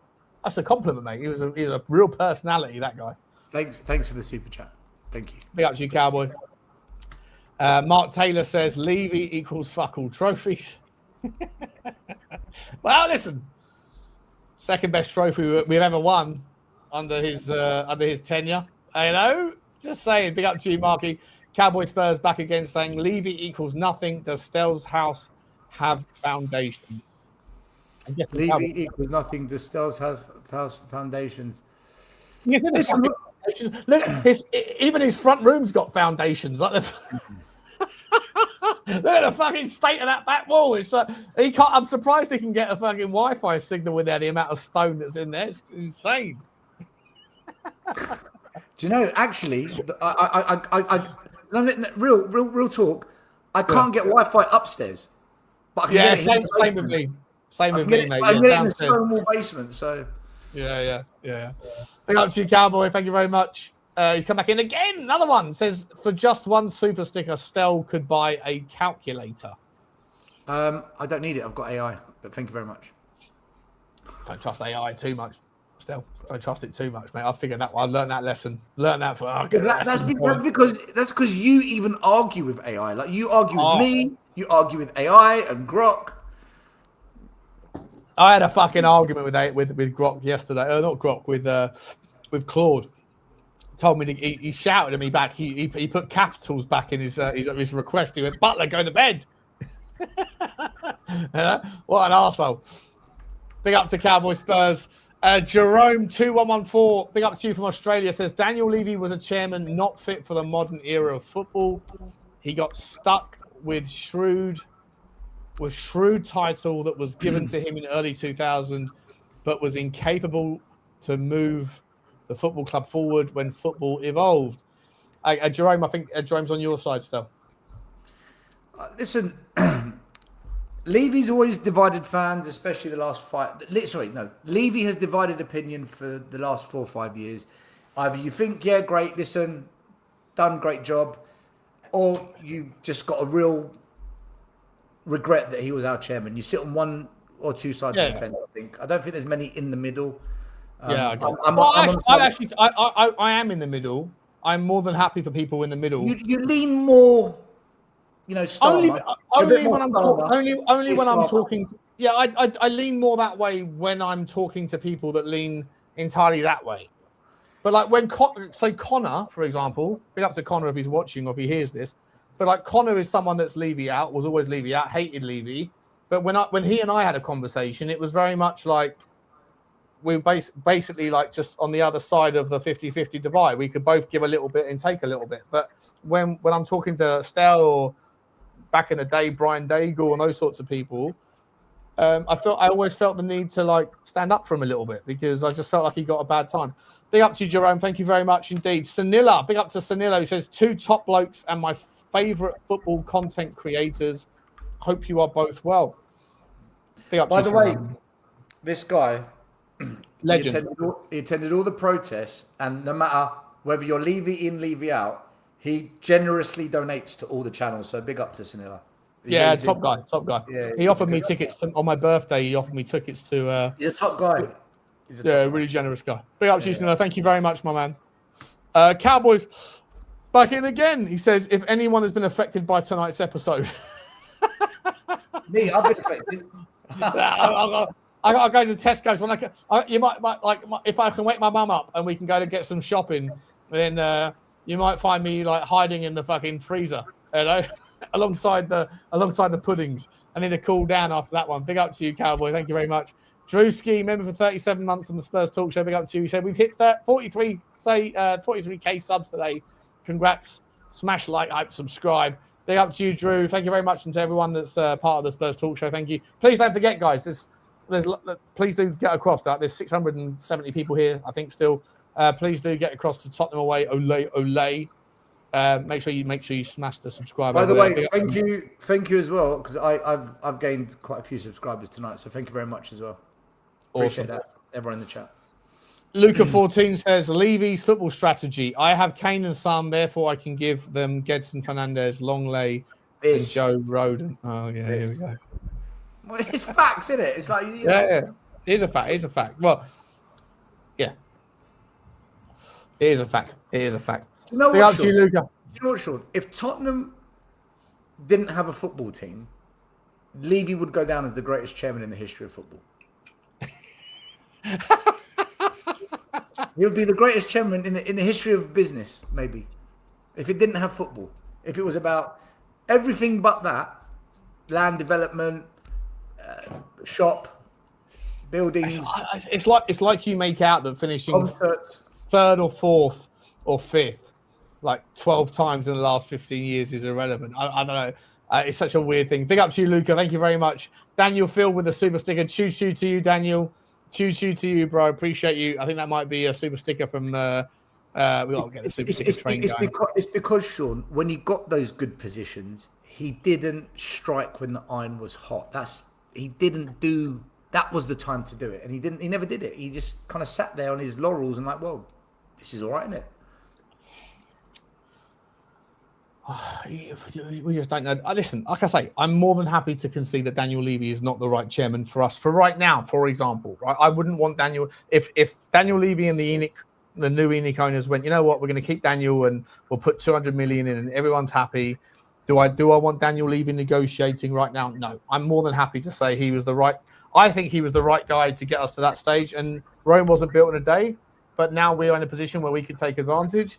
I still have some problems, by the way, with the approach that we're taking right now. I don't think it's necessarily correct to just sort of pay whatever someone wants. I don't think you can sit there and say, well done, Vinay, well done, whoever it is, Rafi Mawson, or Langer, who just pick up the phone and say, what's the asking price? Okay, we'll pay it. I don't think that's necessarily commendable. Anyone can do that. There's a middle ground. There's a middle ground between the two, I don't rate this new structure yet. I've told you and I've told people that watch my channel. I've even been on other channels and said it. I will judge this new look ENIC 2.0 in 3-4 years' time. That's when I will know what they're really about. Now is what I've seen many times before, just actually, but spending more money than what we've done previously, and doing the business a bit earlier. But I need to see this for 3-4 years, Sean, not one window. Listen, for me, this particular window, if it finishes as it does, it's a 6 out of 10. I don't care how you're replacing one good defender with another good defender. You brought in a free transfer, a left back that's fallen off a little bit, a goalkeeper that's irrelevant, and you brought in 2 fantastic midfielders. Superb, great. But if we don't get the midfield, the forward line fixed, then which we haven't had a chance to talk about tonight, then we're going to struggle next season. So, you can only judge the window at the end of the window, or maybe not even then. Maybe after a year. DJ Riot says Bugsy Treat Fund. Big up to me. Big up to you, DJ Riot. Appreciate you, mate. I'll go and buy a bone or something. And he's also said Sean off license fund. I'm good, mate. I'm good. Thank you very much indeed, DJ Riot. Appreciate you, guys. Please do get over. Let me find Tottenham away. Let me get it in the chat. If you are watching via my channel, then please do make sure you get over here, right? If not immediately, just make sure you go and subscribe to STEL. Big up to you, STEL. It's been a robust conversation, bro. I've enjoyed it, mate. One quick question before you go. Yeah, sure. In the summer last year, Daniel Levy did an interview with Gary Neville, and he said, I think Neville asked him something along the lines of, do you think fans will ever appreciate you, blah, blah, blah. And he answered, when I'm gone. Mm-hmm. Right? Did he say that? He's waiting for people like you to fucking figure it out, bro. Okay. I'm trying to ask you a question, and you're still on the attack, right? Let me ask you the question. Fucking this guy can't help it. It's the Magnums, mate. It's the Magnums. Maybe I need some Magnums. Fuck it. I'd love to see Stell on 4 Magnums. Do you know what? That'd be fucking. Yeah. I'm shouty without booze, so with booze, I'll probably break the TV. No, my question is, when he said they'll realise when I'm gone, don't you think it's a bit coincidental? 2 months later, he was gone. Do you think he had an inkling that they might usher him out? Do you think that was he knew that? That's why I said it. He's not an idiot, mate. He's a super. I think he's probably like socially. He's probably on the spectrum. You know, like socially incapable of reading social cues. I think we're on the spectrum. I think half the chat's on the spectrum now. Yeah, well, if you listen to the woke media, everyone's on the spectrum to some degree. I genuinely think that he's not like. I don't think he was fantastic social skills, but I definitely think he was a genius. You know. So Listen, you think he? You might think the guy's a bozo. I would if I could like do a deal with like rubber fucking genie's lamp or whatever. If someone could say, "Can I have 50% of his business intellect?" I would shave 5 years off my life to get that, because I think the guy is an absolute. I think he was a groundbreaker, bro. Like, and it's not even debatable, mate. Every other stadium in the world is looking to do the things that he did, and then he's not a groundbreaker. He just copied what he saw in America. America doesn't have the same things, mate. Like Everton have got a fucking. Have you seen Everton have got like a golf range, like a driving range off of their fucking. There's a lot of NFL stadiums that do what Spurs are doing right now. He knew to some exactly. degree. Stadium, of course, there were concerts. Of course, there's concerts. They went to America as part of their research for our stadium build. Sure. Okay. Well, he's a groundbreaker in the UK, then, isn't he? Whether he's copied other people's ideas or otherwise, like. Playing concerts in stadiums is not exactly like beyond the realms of possibility. But how many stadiums have got like fucking flippable ground and all that shit? You know, like let's just give the guy a little bit of credit, Stel, and I'll give you more credit. Hold on, Shorty. The same pitch that you've done several videos about blasting for being at the centre of our injury crisis, and that I told them, I brought it to everyone's attention. They've listened to 100%. 100%. Oh, there's two different things, though. I genuinely think that the stadium, Real Madrid copied Tottenham in terms of the retractable pitch, right? So Levy caused the injury crisis, nearly relegated us twice. Maybe, and I said that if you actually acknowledge what I said along the way. If it turns out that Tottenham Hotspur and Daniel Levy built a stadium that has a retractable pitch that is in some way or in any way responsible for the injuries that we've had, then it's the biggest fucking disaster that any football team has ever seen in the history of the game, right? I said that. And if that's the case, then Daniel Levy and all of Tottenham Hotspur, hang your heads in shame, because in the effort to create 300 million quid of revenue on this hand, you're essentially like ruining 600 million quid of potential revenue on the other hand. All I ever said was investigate it to make sure. And I actually called it out and said, I don't think Tottenham want to know the answer, because if they do, and the answer is bad, then they've got the biggest white elephant that's ever been built. But you know what? And funnily enough, Stel, Surely Stel Part 3 will definitely be going live. But funnily enough, like 2 months ago, they said we are going to investigate the pitch. I don't think it's the pitch. But I don't. But it might, maybe. I've got no idea, right? But I want it investigated, if only to rule it out. We've been playing on that pitch for 5 years before these injuries. Fair enough, and you're probably right. They started that investigation in June, and they came to the conclusion that it wasn't a problem on July the 1st.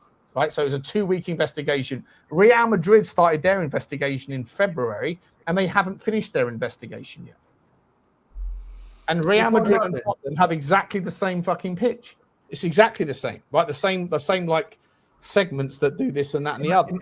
Imagine Real Madrid and Spurs have 2 different reports and they conflict each other. Yeah, I'll go fucking mental. And by the way, if that comes out, on the one hand, I'll be celebrating the fact that I called it first, but on the other hand, I'll also be having to like hold my head in shame because Daniel Levy was responsible for the fucking giant white elephant that we've created, and I'm happy to do that. I'm not embedded in an opinion. I just defend against irrational logic. Still, that's the difference between me and you. Are you glad Levy's gone, or do you wish he stayed? Yeah. I'm happy for him to go. I'm just not glad with the way that the history is being represented. I think it's a disgrace. I think the ENIC 2.0 is ENIC 1.0, and they are taking all of the benefit of what he built and then trying to run with it and make everybody think that these guys are somehow, are different, and they're going to get all of the credit if it all works out, and they're going to throw him under the bus in the meantime. And I think it's a fucking disgrace. It's just I think it's an utter disgrace that the way the PR is being spun. That's what I'll say. Or they're going to expose what a disaster of a chairman he was from a footballing perspective. Yeah, they won't do that. But if they try to do it, you'll buy into everything they say, even though you wanted those people out as well. And if that's the case, still, I'll come for you like you're coming for me, bro. If they stick with a manager and properly back a manager, I can't criticise the owners anymore. I can't, because that's what I've always asked for. Stick with the manager and back him. Even when I wanted Frank out, even when I wanted Thomas Frank out, in the January window, I said, back him or sack him. They did neither. They didn't back him, and they sacked him in bloody March whenever they did. All I want is for an ownership to just keep one manager and just give him every possible chance to be successful. Levy never did that in my books. He never did that. Yeah. Fair enough, mate. Guys, get over to Tottenham away, ole, ole. You can see it on the screen. If you are watching on Tottenham away, ole, ole, then come to Spurs Talk Show. It's at Spurs Talk Show. Stel, loved it, man. Great, robust conversation. I'm knackered. Yeah, I've got to put my head in the fucking freezer at Marks and Spencer's now. We'll do it again. We'll do Tottenham takes 3 next time. Appreciate you all. Just trying to cool me down for the last. Put your air conditioning on. One last super chilly chit chat from Mike Oxlong, who says, I bet fake fan Stel ain't complaining about leaving now. Oh, well, listen. Well, if I was fake, I wouldn't have spent a lot of money to go to Bilbao to cheer my team on to glory. What were you doing, mate? Yeah, exactly. Listen, guys, appreciate everyone. I think I haven't checked the comments tonight. We haven't been putting them up, but hope everybody was well behaved. Hope nobody was banned. Hope everyone's cool. Stel, thanks, man. I enjoyed it. It's good fun. Listen, it's good fun, man. I fucking love these shows. I love them, mate. You love them as well, right? This is what I was saying to you. Lions. No sheep, no lambs. Fucking lions. go for it. Let's go for it. That's what we do. We'll do it again. You want to do a weekly show? We'll do a weekly show, mate. I'm up for it. Mate, But we can't talk about Levy every time. I mean, we've been going for 3 hours and we covered 2 topics. Do you know what we should talk about? Like next show, an honest conversation about the transfer window, because there's a lack of honesty about this window going on, and people are scared to have it because they're going to be labelled negative and toxic if they have an honest chat about this window, because there's things that, it's good. It's a good window. We'll speak offline. We'll do it on Thursday if you fancy. Listen. I think we should part the stories we've already done and pick up the next topic. Stel, you and I can always find a reason to disagree on anything. It's part of the fun. By the way, people watching, we'll do another one. If Sean's not going live tomorrow, because if it is, then you're going to watch him. But I'm going live at 3:45 British time AM, which is actually almost 6 AM because I'm in Cyprus. I'm going to do the watch along for the game tomorrow if anyone's interested. Yeah, I don't think, unless I wake up in the middle of the night and go, fuck it, let's do it. But if that doesn't happen, then I won't be. So go over to Stel, Tottenham away, ole, ole. I appreciate everyone. Get over to OK Jersey, Sean 10 at checkout, gets you the shirts, go a size or 2 up. Appreciate you, Stel. Awesome show, man. Loved it. Even if the chat had their frustrations, it is what it is. This is what this is about. Love you. Love everyone. Take care, guys. We'll see you later. Bye. See you later.